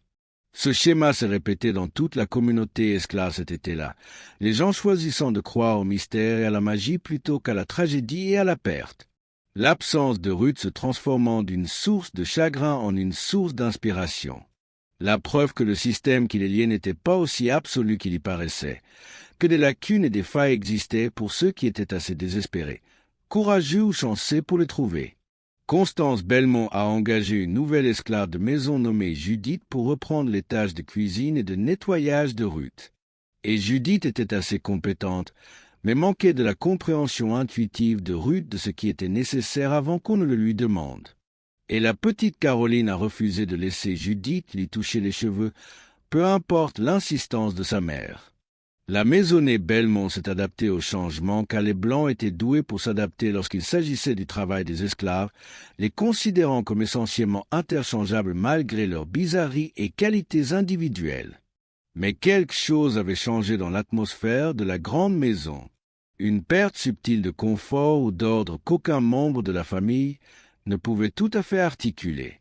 Mais tout le ressentait d'une manière ou d'une autre. En septembre, une femme noire affranchie nommée Céleste Broussard, qui vivait à la Nouvelle-Orléans et gagnait sa vie comme blanchisseuse, est venue à la plantation pour demander à parler aux esclaves au sujet de Ruth. Crawford a d'abord refusé sa demande, mais Céleste a expliqué que la mère de Ruth, que Céleste avait connue des années auparavant, était récemment décédée dans le Mississippi et avait envoyé un message par le réseau de Noirs libres et esclaves, demandant si quelqu'un savait ce qui était advenu de sa fille. Crawford a autorisé à contre-cœur Céleste à passer une heure dans les quartiers sous sa surveillance. Et Ada lui a raconté tout ce qu'elle savait sur la disparition de Ruth, y compris les étranges rapports de chants entendus en aval et les théories sur les esprits de la rivière et la transformation. Céleste était une femme d'une cinquantaine d'années, aux cheveux noirs parsemés de gris et aux yeux qui contenaient la sagesse accumulée de quelqu'un qui avait survécu à l'impossible à plusieurs reprises. Elle était née esclave à Haïti pendant la Révolution et avait réussi à se rendre en Louisiane enfant, bien que les détails de ce voyage soient mystérieux, et elle n'en parlait jamais directement. Elle avait acheté sa propre liberté dans la vingtaine grâce à une combinaison de travail acharné, d'épargne minutieuse, et ce que certaines personnes chuchotaient était une implication dans les réseaux clandestins qui aidaient les esclaves à s'échapper vers le nord ou vers des territoires libres. La réputation de Céleste dans la communauté noire libre de la Nouvelle-Orléans était formidable, car elle était connue pour être quelqu'un à qui l'on pouvait confier des secrets, et qui avait des liens avec diverses formes de connaissances qui s'étendaient au-delà du christianisme conventionnel jusqu'aux anciennes pratiques spirituelles africaines que la plupart des esclaves avaient été forcés d'abandonner ou de cacher. Quand Ada a fini de décrire la disparition de Ruth, Céleste est restée assise tranquillement pendant plusieurs longues minutes, les yeux fermés et les mains jointes sur ses genoux, semblant réfléchir ou prier, ou peut-être communier avec des esprits que personne d'autre ne pouvait percevoir. Crawford s'est agité avec impatience et a ouvert la bouche pour la presser, mais quelque chose dans l'attitude de Céleste l'a fait hésiter. Une certaine qualité de présence qui commandait le respect malgré son manque d'autorité officielle. Finalement, Céleste a ouvert les yeux et a regardé directement Ada avec une intensité qui a coupé le souffle à la jeune femme. Céleste a écouté attentivement tout cela, puis a dit quelque chose qui résonnerait dans la communauté pendant des années. Elle a dit que dans certaines traditions africaines, l'eau était comprise comme une porte entre les mondes, que les rivières en particulier étaient considérées comme des routes qui coulaient dans plusieurs directions simultanément, non seulement en amont et en aval, mais aussi latéralement dans des royaumes qui existaient parallèlement au monde quotidien. Elle a dit que si Ruth avait chanté au moment exact où le pouvoir de la rivière était le plus fort, c'est-à-dire à l'aube, lorsque l'obscurité et la lumière s'équilibraient au bord de la transformation, et si son intention était pure et son besoin était grand, alors peut-être que la rivière avait entendu sa demande et y avait répondu à sa manière, l'emmenant quelque part hors de portée des maîtres, des contremaîtres et des chasseurs d'esclaves. Bien que personne ne puisse dire avec certitude si ce quelque paraissait géographique ou spirituel ou autre chose entièrement. Céleste a précisé, expliquant que les anciens systèmes spirituels d'Afrique reconnaissaient que la réalité était plus complexe et stratifiée que ce que le christianisme des Blancs reconnaissait, qu'il y avait des espaces entre ce monde et d'autres mondes où la transformation devenait possible, où les règles qui régissaient l'existence ordinaire pouvaient être suspendues ou réarrangées. Elle a dit que certaines personnes, généralement celles qui avaient beaucoup souffert ou qui possédaient une sensibilité spirituelle particulière, pouvaient parfois accéder à ces espaces intermédiaires, soit intentionnellement par le rituel et la prière, soit accidentellement par une combinaison de circonstances et de désespoir.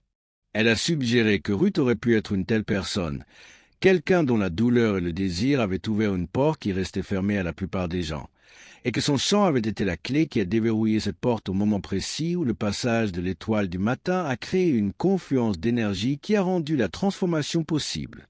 Crawford a interrompu à ce moment-là et a ordonné à Céleste d'arrêter de remplir la tête des esclaves de sottises dangereuses.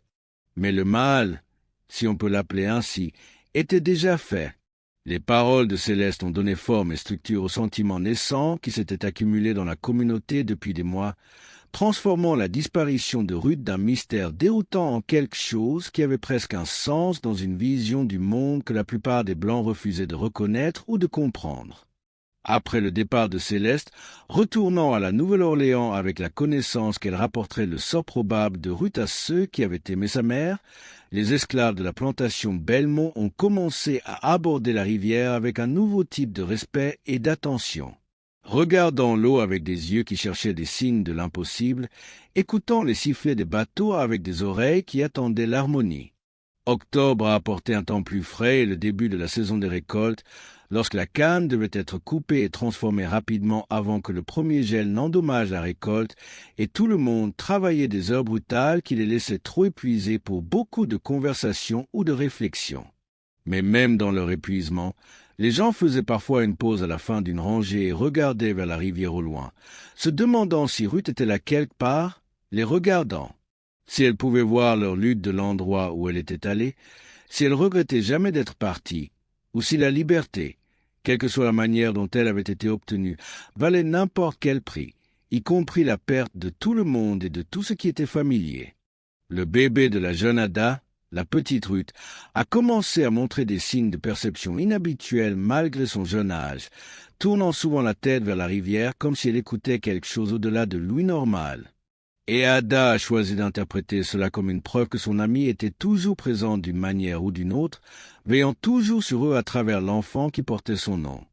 Cette croyance a apporté un réconfort pendant les longs et difficiles mois de la nouvelle maternité sous l'esclavage, lorsque la peur constante de perdre cet enfant comme elle avait perdu les autres menaçait de submerger sa capacité à se réjouir de l'existence de sa fille. Le premier anniversaire de la disparition de Ruth est passé sans aucune reconnaissance officielle de la part de la famille Belmont, mais la communauté des esclaves a marqué la date en se rassemblant au bord de la rivière juste avant l'aube. Plus de 30 personnes debout dans l'air froid du matin, attendant le sifflet de l'étoile du matin. Quand il est venu, cet appel distinctif à 3 notes résonnant sur l'eau. Tout le monde a commencé à chanter, un son bas et harmonieux qui combinait des dizaines de voix individuelles en quelque chose de plus grand et de plus puissant que ce qu'une seule personne pouvait produire. Ils ont chanté la mélodie de Ruth, la chanson sans paroles qu'elle avait interprétée tant de fois pour les bateaux qui passaient. Et juste un instant, alors que l'étoile du matin apparaissait au détour de la rivière, ses roues à aubes tournant et ses cheminées traînant des nuages sombres contre le ciel éclairci. Quelque chose d'étrange est produit avec le sifflet du bateau, qui a soutenu une note bien plus longtemps qu'il ne semblait mécaniquement possible, maintenant le son jusqu'à ce qu'il se fonde avec le chant, et devienne indiscernable de celui-ci. Le rassemblement au bord de la rivière avait été organisé discrètement dans les jours précédant l'anniversaire, le mot passant dans les quartiers par des conversations chuchotées et des gestes subtils que les Blancs ne remarqueraient pas ou ne comprendraient pas. Ada avait initié la planification, ressentant un profond besoin d'honorer la mémoire de son ami d'une manière significative. Et d'autres avaient facilement accepté car la disparition de Ruth avait pris une signification symbolique qui dépassait leurs sentiments personnels à son égard en tant qu'individu. Elle était devenue, dans les années qui ont suivi sa disparition, une représentation de l'espoir et de la possibilité. La preuve que le système qui les liait n'était pas imperméable, que l'évasion existait même si sa forme restait mystérieuse et sa mécanique peu claire. Le moment où le sifflet de l'étoile du matin s'est harmonisé avec leur chant collectif a créé un choc palpable qui a traversé le groupe, les gens haletant et se saisissant les mains alors que le son les submergeait avec une force presque physique. Certaines personnes ont pleuré, des larmes coulant sur leur visage alors qu'elles continuaient à chanter à travers leur émotion. D'autres sont restés transis, la bouche ouverte, mais aucun son émergeant alors qu'ils vivaient quelque chose qui transcendait l'expérience sensorielle normale. Benjamin, qui était alors très frêle et mourait dans l'année, a souri avec une expression de profonde satisfaction, comme si quelque chose qu'il avait longtemps suspecté était confirmé devant ses yeux défaillants. Le capitaine du bateau, Charles Brennan, a signalé plus tard le dysfonctionnement du sifflet à l'ingénieur en chef du bateau, exigeant une explication sur la raison pour laquelle le mécanisme était resté bloqué en position ouverte pendant ce qu'il a estimé être de 30 à 45 secondes, bien plus longtemps que ce qui aurait dû être mécaniquement possible compte tenu de la pression de la vapeur et de la conception de la vanne. L'ingénieur a examiné minutieusement l'appareil du sifflet et n'a rien trouvé d'anormal. Aucune vanne bloquée, aucune anomalie de pression, ni aucune explication physique pour le comportement signalé. Brennan a trouvé cela insatisfaisant, mais a finalement haussé les épaules et est passé à autre chose, le classant mentalement dans la catégorie des mystères de la rivière qui s'accumulaient au fil des années de navigation sur le Mississippi, des événements inexplicables qui se produisaient occasionnellement et sur lesquels les hommes pratiques apprenaient à ne pas trop s'attarder. Maître Belmont est décédé subitement en février 1842, victime de ce que le médecin appelait une crise d'apoplexie alors qu'il examinait les registres financiers de la plantation dans son bureau. Sa mort a plongé la propriété dans un chaos temporaire alors que son testament était lu et que diverses dettes dont personne ne soupçonnait l'existence ont été révélées. Constance Belmont a hérité de la plantation, mais n'avait pas le sens des affaires de son mari. Et en moins de 6 mois, elle avait pris du retard sur les paiements aux créanciers qui ont commencé à faire du bruit au sujet de la saisie. Les esclaves ont observé ce développement avec intérêt et une certaine satisfaction sombre, comprenant que les problèmes financiers des Blancs créaient souvent des opportunités pour les Noirs de se faufiler à travers les mailles du filet, bien que de telles opportunités se fassent généralement au prix de familles séparées par des ventes à différents acheteurs. En septembre 1842, Constance Belmont prit la décision de vendre la plantation et de retourner dans la propriété de sa famille en Caroline du Sud. La vente se fit rapidement, et le nouveau propriétaire était un homme nommé Vincent Merchant, qui avait fait fortune dans le transport maritime et voulait un domaine à la campagne où il pourrait prétendre être un hobereau. Merchant prit possession en octobre et commença immédiatement à apporter des changements, notamment le renvoi de Crawford comme contremaître et l'embauche d'un homme plus jeune nommé Dal Preston, qui avait des idées différentes sur la gestion des plantations, croyant qu'un traitement légèrement meilleur des travailleurs esclaves entraînait une productivité accrue et donc des profits plus élevés. Sous la supervision de Preston, l'atmosphère de ce qui était maintenant la plantation marchande devint légèrement moins oppressive, bien que l'esclavage restât l'esclavage, quel que soit le degré d'illumination qu'un contremaître particulier se considérait. Preston accorda aux esclaves plus de liberté de mouvement le dimanche et ne punit pas les infractions mineures par des coups de fouet automatiques. Et il ferma les yeux sur les rassemblements qui avaient lieu au bord de la rivière certains matins lorsque les gens y allaient pour chanter. Preston lui-même avait entendu les histoires sur Ruth et la voix mystérieuse qui résonnerait encore sur l'eau aux eaux brumeuses. Et bien qu'il ne crût pas aux fantômes ou aux esprits ou à toute autre sottise de ce genre, il pensait qu'il n'y avait aucun mal à laisser les esclaves avoir leur rituel si cela les maintenait dociles et productifs. La fille d'Ada, Ruth, est devenue une petite fille qui aimait la rivière avec une passion qui inquiétait sa mère. L'enfant tirant constamment vers l'eau chaque fois qu'il marchait près de la rive, babillant avec excitation devant les bateaux qui passaient et riant au son des sifflets des bateaux à vapeur d'une manière qui semblait suggérer une compréhension au-delà de son âge. À son 2e anniversaire, la petite Ruth pouvait fredonner la mélodie que son homonyme avait chantée, bien qu'Ada jure ne l'avoir jamais explicitement enseignée à sa fille, l'enfant semblant l'absorber de l'air lui-même, ou peut-être d'une source plus profonde qui la reliait à la femme dont elle portait le nom. Benjamin mourut dans son sommeil en mars 1843. Paisiblement pour une fois, son corps cédant simplement après cette décennie d'épreuves et de luttes. La communauté l'enterra dans le petit cimetière, au-delà des quartiers. Et à ses funérailles, Ada chanta la mélodie de Ruth en tenant sa fille, et le bébé Ruth se joignit à elle avec sa petite voix. Et la combinaison de leurs chants fit pleurer plusieurs personnes car cela ressemblait à un lien traversant les générations, reliant le vieil homme qui se souvenait de l'Afrique à la femme qui avait disparu dans le mystère, à l'enfant qui représentait un avenir inconnu. Après la mort de Benjamin, Marcus devint le gardien informel des histoires et des récits, bien qu'il n'eût pas le don de Benjamin pour la narration et raconta les vieilles histoires d'une manière plus concise et factuelle qui préservait néanmoins leurs vérités essentielles. Les années passèrent avec la qualité implacable du courant du fleuve, emportant tout, près ou non, et la vie sur la plantation marchand s'installa dans de nouveaux rythmes sous la supervision de Preston. La disparition de Ruth passa de préoccupation immédiate au domaine de la légende. Une histoire racontée aux nouveaux arrivants et aux enfants, évoluant à chaque récit pour devenir quelque chose à la fois plus et moins que la vérité. Certaines versions faisaient marcher Ruth sur l'eau jusqu'en Ohio. D'autres la faisaient se transformer en oiseau, en poisson ou en pur sang. D'autres encore insistaient sur le fait qu'elle s'était simplement noyée et que le chant fantomatique n'était que le vent dans les cyprès, jouant des tours aux oreilles désespérées des gens. Mais le chant continuait d'être signalé, pas tous les matins, mais assez souvent pour qu'il devienne une partie acceptée de la réalité de la rivière le long de cette portion de rive. Les capitaines de bateaux l'incluaient dans leur carte mentale de la voie navigable, un phénomène local particulier qui existait quelque part entre le fait et le folklore. Certains capitaines se faisaient un devoir de siffler en passant devant l'ancienne propriété de Belmont à l'aube, attendant d'entendre si la voix mystérieuse répondrait. Ils rapportaient des résultats variés. Parfois n'entendant rien, parfois entendant ce qui aurait pu être un chant ou de l'imagination, parfois éprouvant cet étrange hoquet mécanique où leur sifflet soutenait des notes plus longtemps que la physique ne le devrait permettre.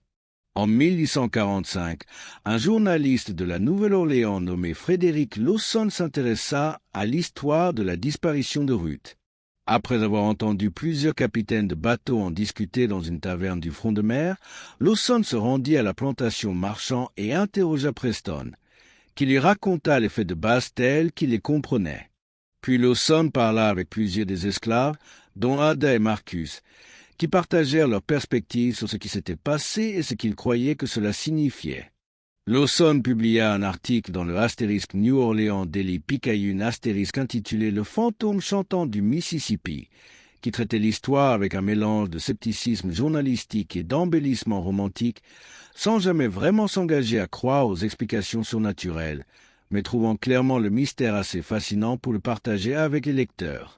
L'article attira une attention non désirée sur la plantation, des curieux faisant occasionnellement le voyage depuis la Nouvelle-Orléans pour se tenir sur la rive au lever du jour, espérant entendre le chant mystérieux. Preston mit rapidement fin à ses visites en postant des gardes et en menaçant les intrus de poursuite. Mais la publicité avait déjà atteint ce que Lawson avait probablement l'intention de faire, transformant Ruth d'une personne spécifique avec une histoire spécifique en un symbole qui signifiait différentes choses pour différents publics. Pour les lecteurs blancs, elle était un conte effrayant, un divertissement au café du matin, une brève diversion de leurs préoccupations ordinaires. Pour les lecteurs noirs, en particulier ceux qui étaient esclaves ou qui avaient des membres de leur famille encore en servitude, elle était l'espoir rendu audible, la preuve que l'évasion était possible, même quand elle semblait impossible, la preuve que les maîtres ne contrôlaient pas tout malgré leurs prétentions. Ada a continué à amener régulièrement sa fille au bord de la rivière. Et au moment où la petite Ruth avait 5 ans, l'enfant pouvait chanter la mélodie parfaitement. Sa jeune voix portant sur l'eau avec une puissance surprenante. Ada enseignait à sa fille tout ce dont elle se souvenait de la Ruth originelle, créant un portrait verbal d'une femme courageuse, triste, compliquée et finalement mystérieuse. Quelqu'un qui avait choisi, par action, par circonstance ou par une combinaison des deux, de sortir des limites de l'existence normale plutôt que de continuer à vivre dans des contraintes qui violaient son esprit. En 1848, Vincent Merchant prit la décision surprenante d'affranchir 5 de ses travailleurs esclaves, dont Ada et sa fille, leur accordant des papiers de manumission qui leur permettaient de quitter la plantation en tant que personnes libres. Les raisons de Merchant pour cet acte étaient complexes et avaient probablement plus à voir avec des partenaires commerciaux du Nord qui le pressaient de démontrer un certain engagement envers l'émancipation progressive qu'avec un véritable éveil moral. Mais le résultat était le même, quelle que soit la motivation. Ada et la jeune Ruth étaient libres, ainsi que 3 autres, et elles se rendirent à la Nouvelle-Orléans, où elles rejoignirent la communauté noire libre de la ville et commencèrent à construire de nouvelles vies qui étaient encore limitées et dangereuses, mais au moins non définies par la propriété de quelqu'un d'autre sur leur corps. Ada trouva du travail comme couturière. Et la jeune Ruth fréquenta une petite école dirigée par des éducateurs noirs libres qui enseignaient la lecture, l'écriture et l'arithmétique aux enfants dont les parents pouvaient payer les modestes frais. La jeune fille se révéla être une élève brillante avec une aptitude particulière pour la musique et les mathématiques. Et en grandissant, Elle développa d'autres talents, notamment un don pour le dessin et une capacité à raconter des histoires qui captaient l'attention des gens. Elle était une enfant étrange à certains égards, semblant souvent distante ou distraite, comme si elle écoutait des voix au-delà de la perception normale. Et elle garda sa fascination pour les rivières et les bateaux, passant son temps libre sur les quais, regardant les bateaux à vapeur arriver et partir, étudiant leur conception et leurs opérations avec une intensité qui déconcertait sa mère. Quand Ruth eut 16 ans en 1859, elle dit à Ada qu'elle voulait travailler sur la rivière, obtenir un emploi sur l'un des bateaux à vapeur comme femme de chambre ou aide de cuisine, tout ce qui lui permettrait de passer du temps sur l'eau. Ada fut horrifiée par cette idée, soulignant les dangers que les jeunes femmes noires couraient dans de tels environnements. La menace constante d'agression de la part d'hommes blancs qui se croyaient en droit de disposer du corps de toute femme noire, quel que soit son statut de femme libre. La possibilité d'être enlevée et revendue comme esclave, ce qui arrivait plus souvent qu'on ne voulait l'admettre. Mais Ruth était insistante avec l'entêtement particulier des adolescents qui croient mieux comprendre le monde que leurs parents. Et finalement, Ada céda, aidant sa fille à obtenir un poste sur un petit cargo appelé le Delta Queen qui effectuait des liaisons régulières entre la Nouvelle-Orléans et Bâton Rouge.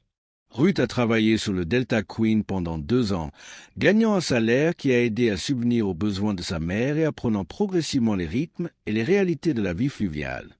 Elle a entendu d'innombrables histoires d'autres travailleurs et passagers de bateaux, des récits sur les humeurs et les dangers de la rivière, des récits de personnes qui s'étaient noyées ou avaient été secourues, des légendes sur des fantômes et des phénomènes étranges qui ont été prétendument diverses étendues d'eau.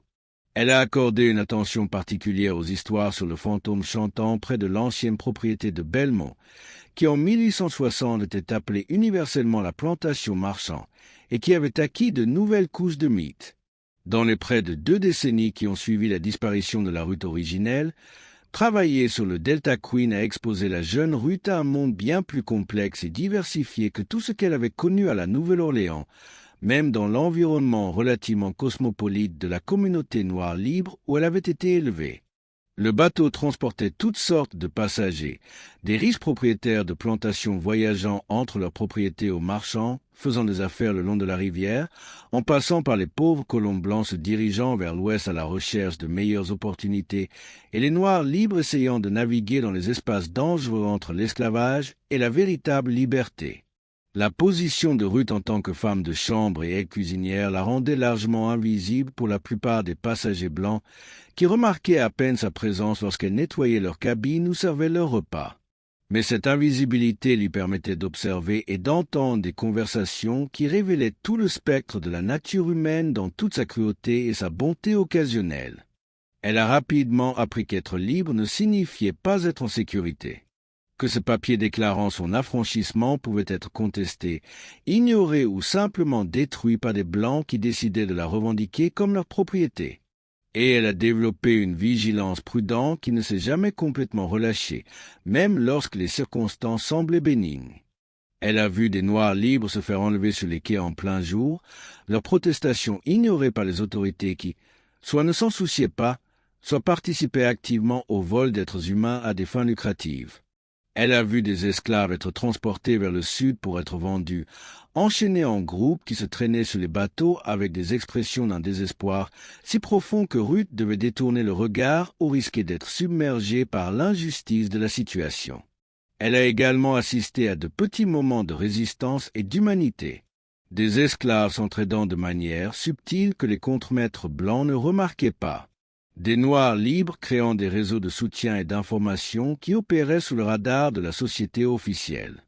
Le capitaine du Delta Queen, un homme nommé Robert Harrison, dirigeait son navire avec une relative équité par rapport à de nombreux autres capitaines de bateaux, payant raisonnablement ses travailleurs et ne tolérant pas les abus excessifs des passagers envers les membres de l'équipage, quelle que soit leur race. Cela ne signifiait pas que Harrison était particulièrement éclairé sur les questions raciales, car il maintenait toujours l'hypothèse fondamentale que les Blancs méritaient un meilleur traitement et plus de considération que les Noirs, mais dans les contraintes de son époque et de son environnement. Il était moins terrible qu'il n'aurait pu l'être. Il avait remarqué l'intelligence de la jeune Ruth et son intérêt particulier pour les opérations de bateau, et il expliquait occasionnellement des détails mécaniques ou de navigation pendant les moments calmes, non pas par un engagement philosophique envers l'éducation au-delà des lignes raciales, mais simplement parce qu'il appréciait d'avoir quelqu'un à qui parler qui posait de bonnes questions et écoutait attentivement les réponses. Grâce à ces conversations, la jeune Ruth a appris le fonctionnement des bateaux à vapeur, les défis d'ingénierie liés au déplacement de navires lourds contre des courants forts, le besoin constant de bois de chauffage, qui était chargé à de nombreux arrêts le long de la rivière, les dangers des chicots, des bancs de sable et du brouillard qui pouvaient échouer ou couler même les navires des capitaines expérimentés, et les calculs économiques qui déterminaient les itinéraires, les horaires et les priorités de cargaison. Elle a appris que le fleuve Mississippi était essentiellement une autoroute de commerce qui reliait diverses régions et populations, que les bateaux étaient plus que de simples moyens de transport, mais étaient en fait des communautés mobiles en elles-mêmes où des personnes d'origine très différentes coexistaient temporairement à proximité, et que le fleuve lui-même était une entité vivante dont les humeurs et les comportements exigeaient un respect et une attention constante de la part de quiconque gagnait sa vie sur ses eaux. Un matin d'avril 1861, alors que la nation se déchirait à propos de l'esclavage, des droits des États et de toutes les contradictions qui s'étaient accumulées depuis la fondation du pays, la jeune Ruth a convaincu le capitaine du Delta Queen de la laisser se tenir sur le pont alors qu'il passait devant la plantation marchand.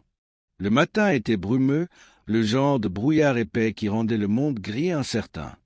Et alors que le bateau approchait de la section de la rive où la Ruth originelle avait été vue pour la dernière fois, la jeune Ruth a commencé à chanter, interprétant la mélodie que sa mère lui avait apprise.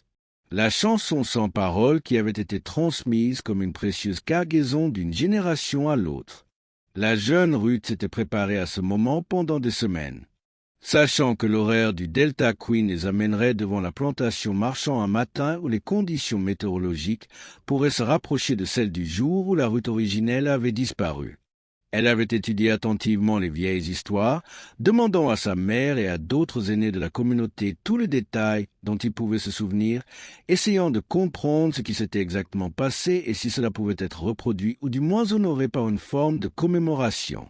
Ada avait hésité à partager tous les détails, craignant que l'obsession de sa fille pour le sort de la Ruth originelle ne la conduise à des choix ou à des attentes dangereux.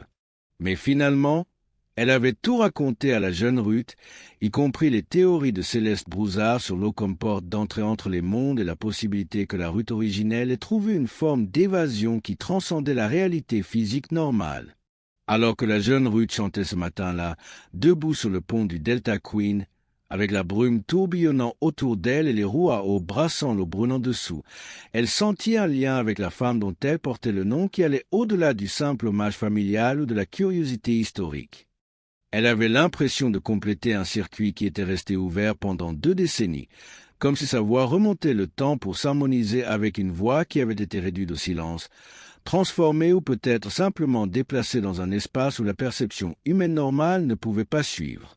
La mélodie s'est écoulée de sa gorge avec une facilité surprenante, comme si elle l'avait chantée 1000 fois auparavant plutôt que simplement en pratique privée. Et elle a remarqué que plusieurs membres de l'équipage avaient arrêté leur travail pour écouter, le visage montrant un mélange d'appréciation et de perplexité devant l'étrange chanson interprétée pour aucun public apparent.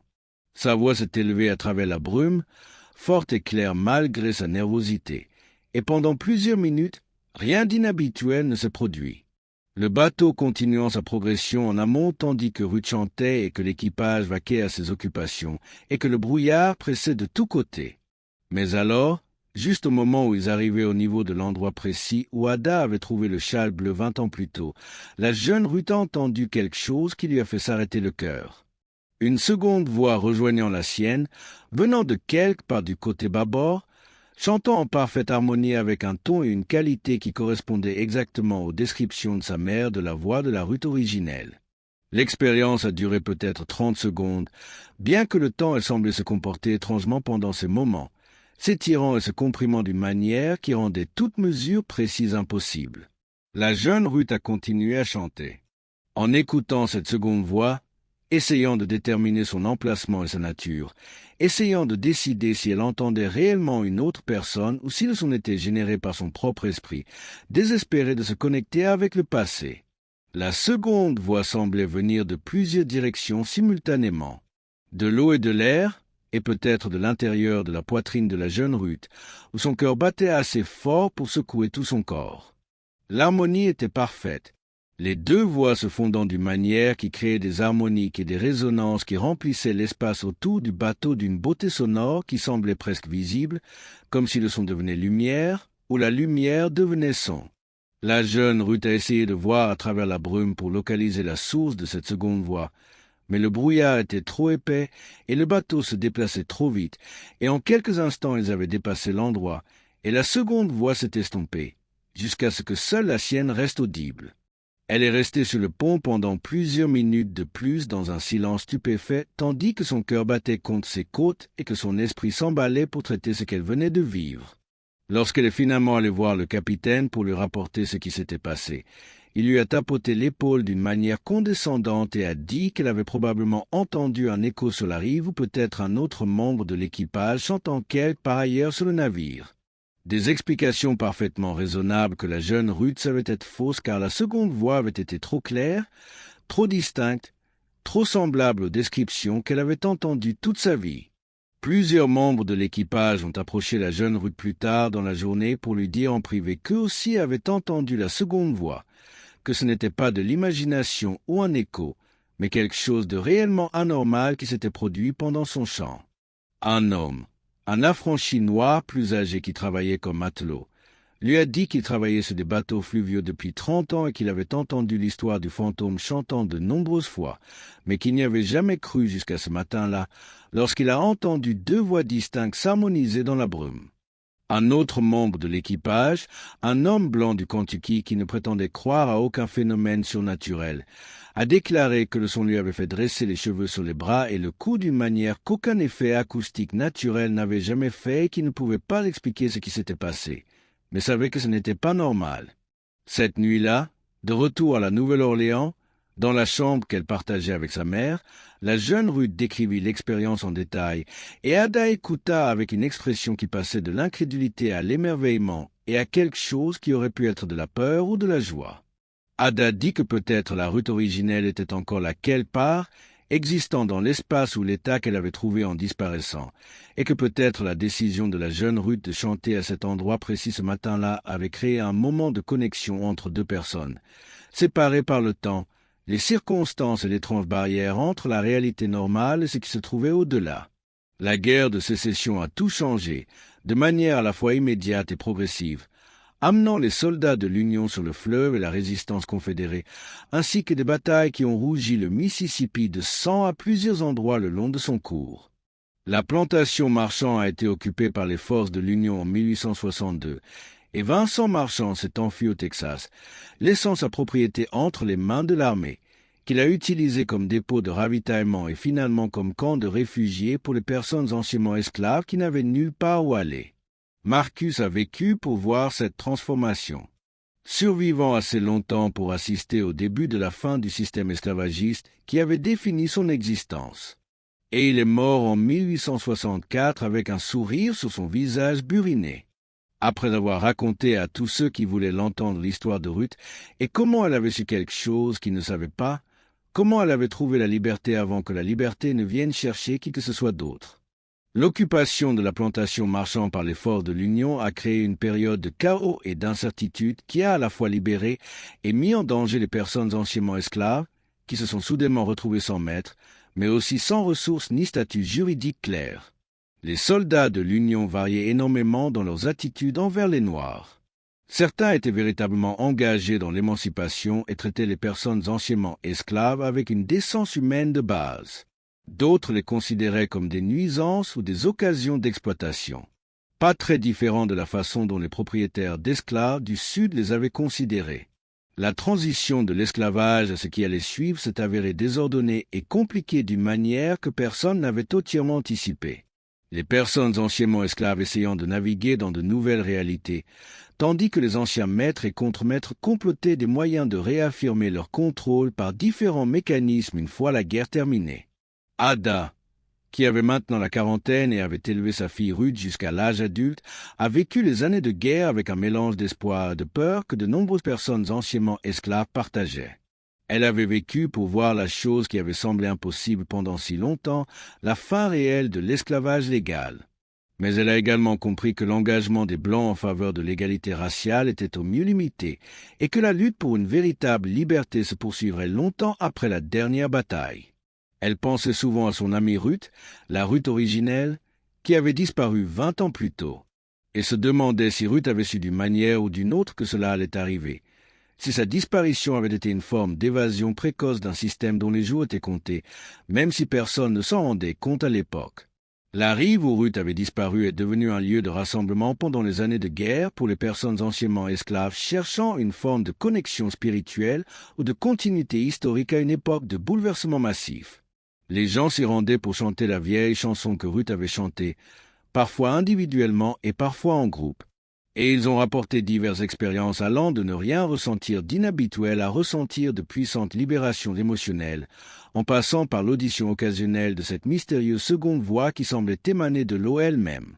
Ces rassemblements prirent des aspects de service religieux, même s'ils n'étaient affiliés à aucune église ou dénomination particulière, devenant plutôt une forme de pratique spirituelle indigène qui s'inspirait de traditions africaines, filtrées par l'histoire spécifique de ce lieu et de ces personnes.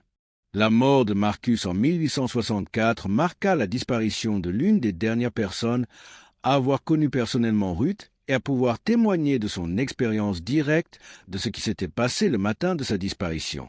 Ces funérailles attirèrent une foule nombreuse, y compris de nombreuses personnes qui avaient été vendues de la plantation marchand au fil des ans, mais qui étaient revenues une fois que l'émancipation avait rendu un tel mouvement possible.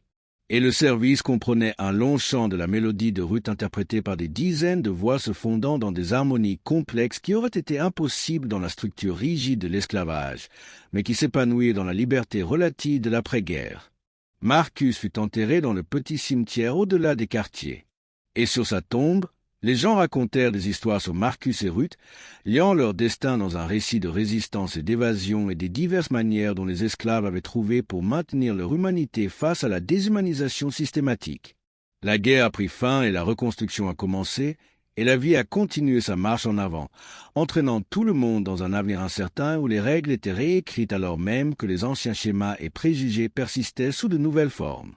L'histoire de la disparition de Ruth a continué à circuler dans la communauté noire le long de la rivière, prenant de nouvelles significations dans le contexte de l'émancipation, devenant non seulement un récit d'évasion individuelle, mais une métaphore plus large de la transformation et des manières inattendues dont la liberté pouvait se manifester. La période de la reconstruction a apporté à la fois espoir et déception aux personnes anciennement esclaves le long du fleuve Mississippi. Alors que la promesse d'une véritable égalité se heurtait à la réalité de la résistance blanche à l'avancement des Noirs, de nouvelles lois accordaient la citoyenneté et le droit de vote aux hommes noirs, tout en faisant peu pour fournir les ressources économiques qui auraient rendu ces droits significatifs. Et les Blancs du Sud ont rapidement développé des systèmes de métayage et de location de condamnés qui reproduisaient de nombreux aspects de l'esclavage sous des noms différents. Les personnes anciennement esclaves qui avaient vécu sur la plantation marchand se sont dispersées progressivement au cours de ces années. Certaines se dirigeant vers le nord, vers des villes comme Chicago et Détroit où les emplois industriels les attendaient. D'autres s'installant dans des villes voisines où elles tentaient d'établir une vie indépendante en tant qu'agriculteurs ou artisans. D'autres encore restant dans la région parce qu'elles n'avaient pas les ressources nécessaires pour aller ailleurs ou parce qu'elles se sentaient attachées à la terre où elles avaient souffert et survécu pendant si longtemps. Ada a choisi de rester à la Nouvelle-Orléans avec sa fille Ruth, se sentant trop vieille et fatiguée pour tenter un nouveau départ ailleurs.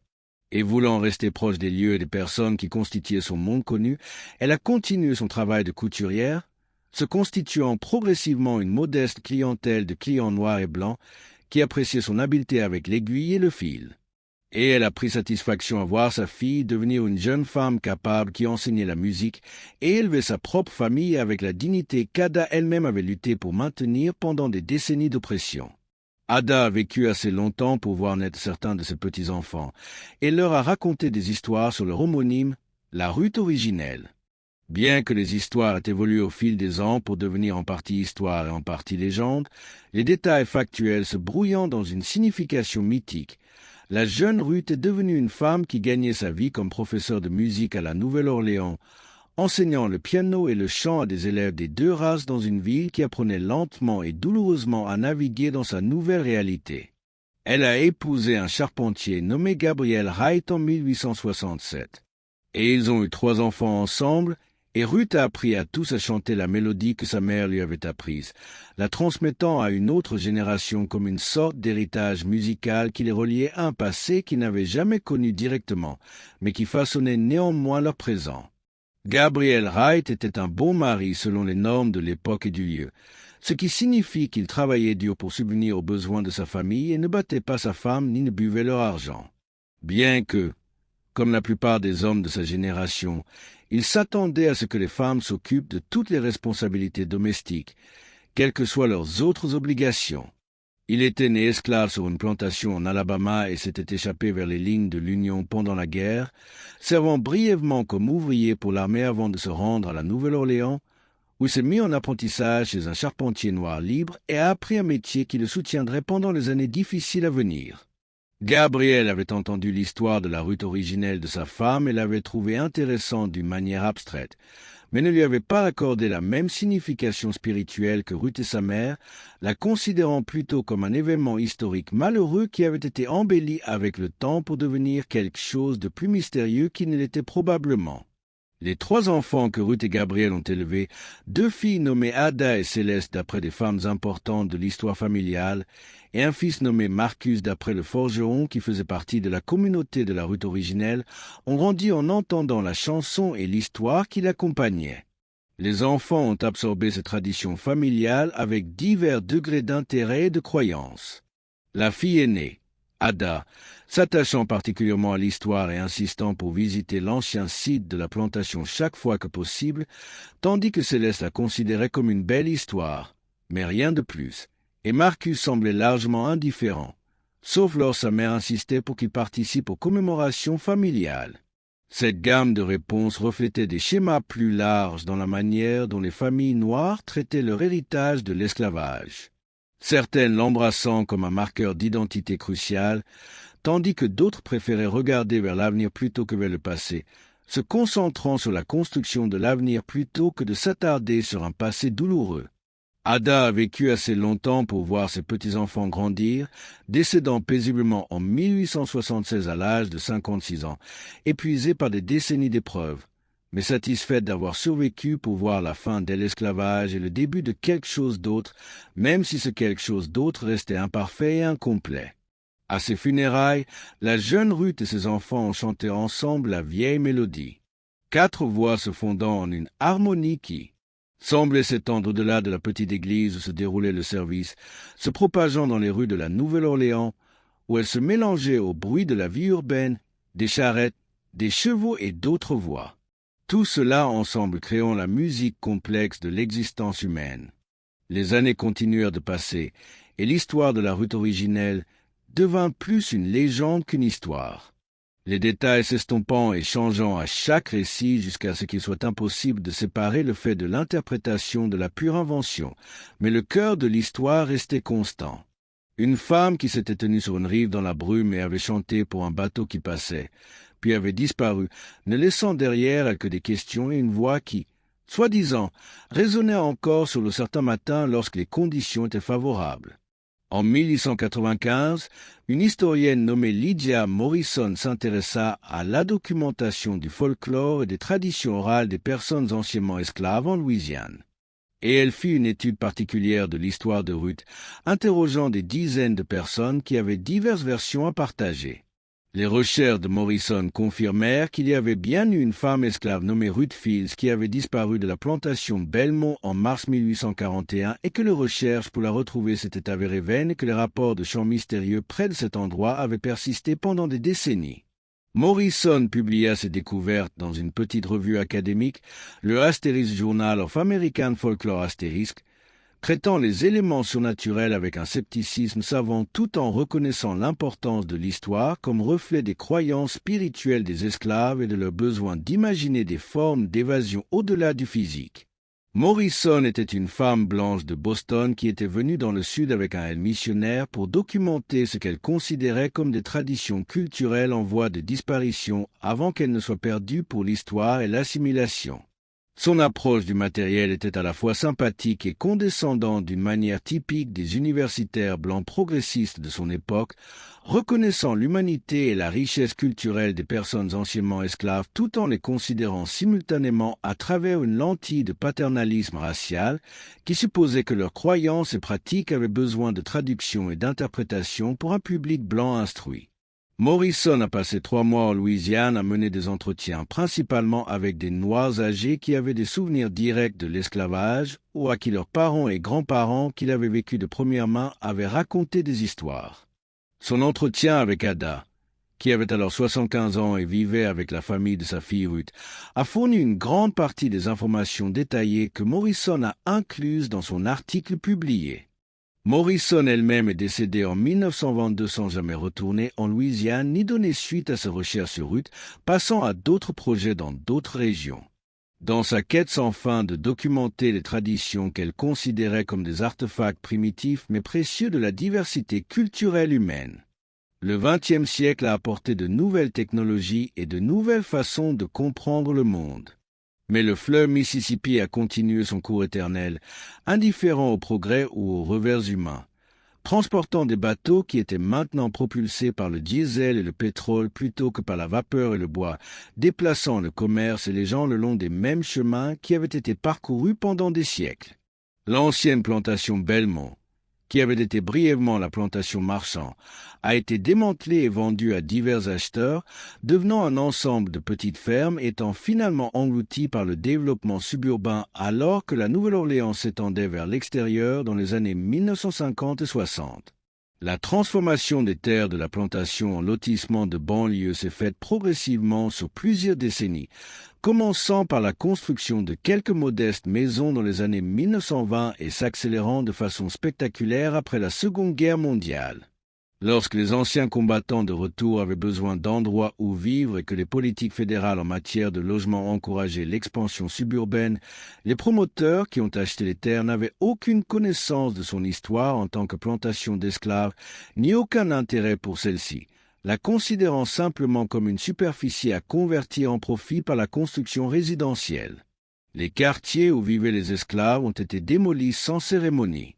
La grande maison qui avait appartenu aux familles Belmont et Merchant a été démolie pour faire place à un centre commercial. Et la rive où Ruth s'était tenue avait chanté et avait disparu a été incorporée dans un parc public qui ne portait aucune marque historique ni aucune reconnaissance de ce qui s'y était passé plus d'un siècle plus tôt. L'histoire de la disparition de Ruth s'est estompée de la connaissance commune à mesure que les générations qui avaient connu les témoins originaux sont décédées, devenant un élément obscur du folklore local qui faisait parfois surface dans les livres d'histoire ou les recueils de folklore, mais qui ne résonnait plus avec la même intensité émotionnelle. Le chant était rarement signalé maintenant, bien que ce soit parce qu'il avait véritablement cessé ou parce que les gens ne prêtaient plus attention à de telles choses dans un monde de radio, de télévision et de bruit constant. Il était impossible de le déterminer. Mais dans certaines familles descendant des personnes qui avaient vécu sur la plantation Belmont en 1841, l'histoire de Ruth était encore racontée aux enfants et petits-enfants, toujours préservée comme quelque chose d'important, même si sa signification exacte était devenue incertaine.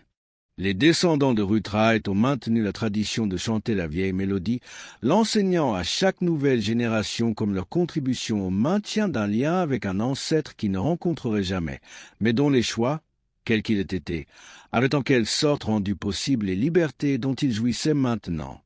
En 2015, une arrière-petite-fille de l'amie de la Ruth originelle, Ada, une femme nommée Denise Johnson, qui était professeur de musique à l'université de Tulane, s'est intéressé à retracer l'histoire de la mélodie qui avait été transmise dans sa famille.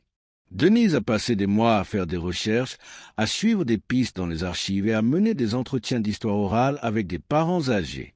Reconstituant lentement l'histoire de Ruth Fields et de sa mystérieuse disparition, elle a découvert que la mélodie elle-même était probablement d'origine ouest-africaine, un fragment de tradition musicale qui avait survécu au passage du milieu, à l'esclavage et à tout ce qui a suivi, préservé par les voix et les souvenirs lorsque rien d'autre ne pouvait être conservé. Denise a décidé de composer une œuvre plus vaste basée sur la mélodie et l'histoire qui se cache derrière, créant une pièce chorale pour plusieurs voix qui incorporaient l'air original tout en l'étendant à quelque chose de nouveau. La mémoire d'Ada est restée vive malgré son âge, et elle a raconté les événements entourant la disparition de la Ruth originelle avec une clarté et une émotion que Morrison a trouvée à la fois touchante et scientifiquement frustrante. Car Ada a refusé de séparer les détails factuels des interprétations spirituelles qui donnaient à l'histoire sa signification pour sa communauté. Morrison a essayé à plusieurs reprises d'amener Ada à reconnaître que Ruth s'était probablement noyée ou s'était échappée vers le nord par des moyens conventionnels. Mais Ada a constamment rejeté ces explications banales en faveur des possibilités plus mystérieuses que Céleste Broussard avait suggérées des décennies plus tôt. Morrison a également interrogé plusieurs travailleurs et capitaines de bateaux fluviaux qui ont rapporté avoir entendu le chant mystérieux au fil des ans, et elle a été frappée par la cohérence de leurs descriptions malgré des époques et des circonstances différentes. Le chant était toujours décrit comme la voix d'une femme interprétant une mélodie sans parole, toujours entendue dans des conditions de brume ou de brouillard près de l'endroit où Ruth avait disparu, semblant toujours venir de plusieurs directions simultanément et produisant toujours une réponse émotionnelle chez les auditeurs qui allait au-delà de ce que la musique normale générait généralement. Morrison a documenté ce récit avec soin, mais a finalement conclu dans son article que le chant était probablement causé par des phénomènes acoustiques liés au brouillard et à l'eau qui créaient des illusions auditives combinées à une attente et une suggestion collective qui prédisposaient les gens à interpréter des sons ambigus de manière spécifique. L'article de Morrison est paru dans le Asterisk Journal of American Folklore Asterisk en décembre 1895. Sous le titre Esprit de la rivière et récits d'esclaves, la légende de la femme chantante de Louisiane. Et il a atteint un petit public universitaire qu'il a trouvé intéressant, mais pas particulièrement significatif. L'article était l'un des dizaines que Morrison a publiés au cours de sa carrière, documentant divers aspects du folklore et de la tradition orale afro-américain, et il a langui dans l'obscurité académique pendant des décennies avant d'être redécouvert par des chercheurs ultérieurs intéressés par la production culturelle des communautés esclaves et anciennement esclaves. La pièce a été interprétée lors d'un concert à la Nouvelle-Orléans en mars 2016, exactement 175 ans après la disparition de Ruth. Et le public comprenait des descendants de diverses familles liées à la plantation Belmont. Des Noirs et des Blancs se sont réunis pour assister à ce souvenir musical d'une femme dont la vie avait été limitée par l'esclavage, mais dont la disparition avait en quelque sorte transcendé ses contraintes. Après le concert, Denise a organisé une visite à l'endroit où se trouvait la plantation Belmont, maintenant une étendue de propriété commerciale près de la rivière qui ne ressemblait en rien à son apparence historique. Environ 30 personnes se sont rassemblées là-bas un matin brumeux de fin mars. Et ensemble, ils ont chanté la vieille mélodie, leur voix s'élevant vers les barges et les porte-conteneurs qui avaient remplacé les gracieux bateaux à vapeur de l'époque de Ruth. Le chant a duré plusieurs minutes, un acte collectif de souvenirs et de connexion. Et quand il s'est terminé, plusieurs personnes ont rapporté avoir entendu, juste un instant, ce qui ressemblait à une voix supplémentaire se joignant au cœur de quelques par au-delà de leur cercle. Une voix qui s'harmonisait parfaitement avec la leur avant de s'estomper dans les sons ambiants de la rivière, du vent et de la vie industrielle moderne.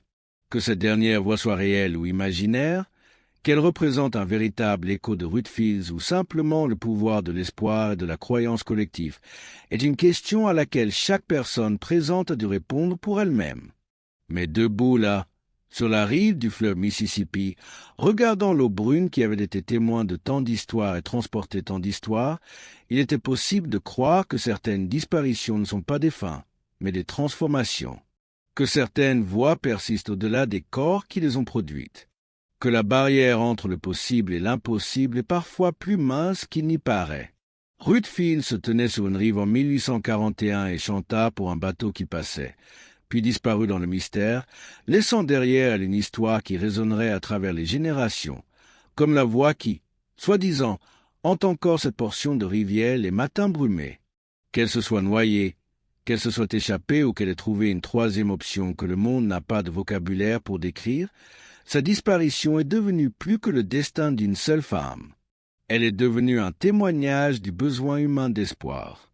La croyance que la liberté existe même lorsque toutes les preuves suggèrent le contraire. La conviction que l'univers offre parfois des sorties inattendues à ceux qui sont assez désespérés, courageux ou chanceux pour les trouver. Les roues à aube ne brassent plus le Mississippi comme elles le faisaient lorsque Ruth chantait ses chansons. Et la brume qui s'élève de l'eau se mêle maintenant à la pollution industrielle et au progrès moderne. Mais le fleuve lui-même reste éternel, indifférent et plein de secrets. Il ne les révélera jamais complètement. Et quelque part dans l'espace entre la mémoire et la légende, entre l'histoire et le mythe, Ruth Fields continue de chanter. Sa voix rappelant que certaines disparitions sont leur propre forme de liberté, que la frontière entre le lié et le libéré n'est parfois qu'à une chanson près, que le fleuve offre toujours un passage à ceux qui savent demander de la bonne manière au bon moment. L'histoire se termine là où elle a commencé, avec une femme sur une rive et un sifflet de bateau dans la brume, et une voix s'élevant vers la possibilité. Tout le reste est interprétation. Le sens que nous donnons à l'absence, l'espoir que nous construisons à partir du mystère. Ruth Fields a disparu après le passage du bateau fluvial à l'aube. Et dans cette disparition, elle est devenue quelque chose de plus grand que l'histoire d'une seule personne. Quelque chose qui continue de résonner à travers les années. Comme une chanson qui n'a pas de note finale, seulement un écho qui se prolonge dans tout avenir qui écoute.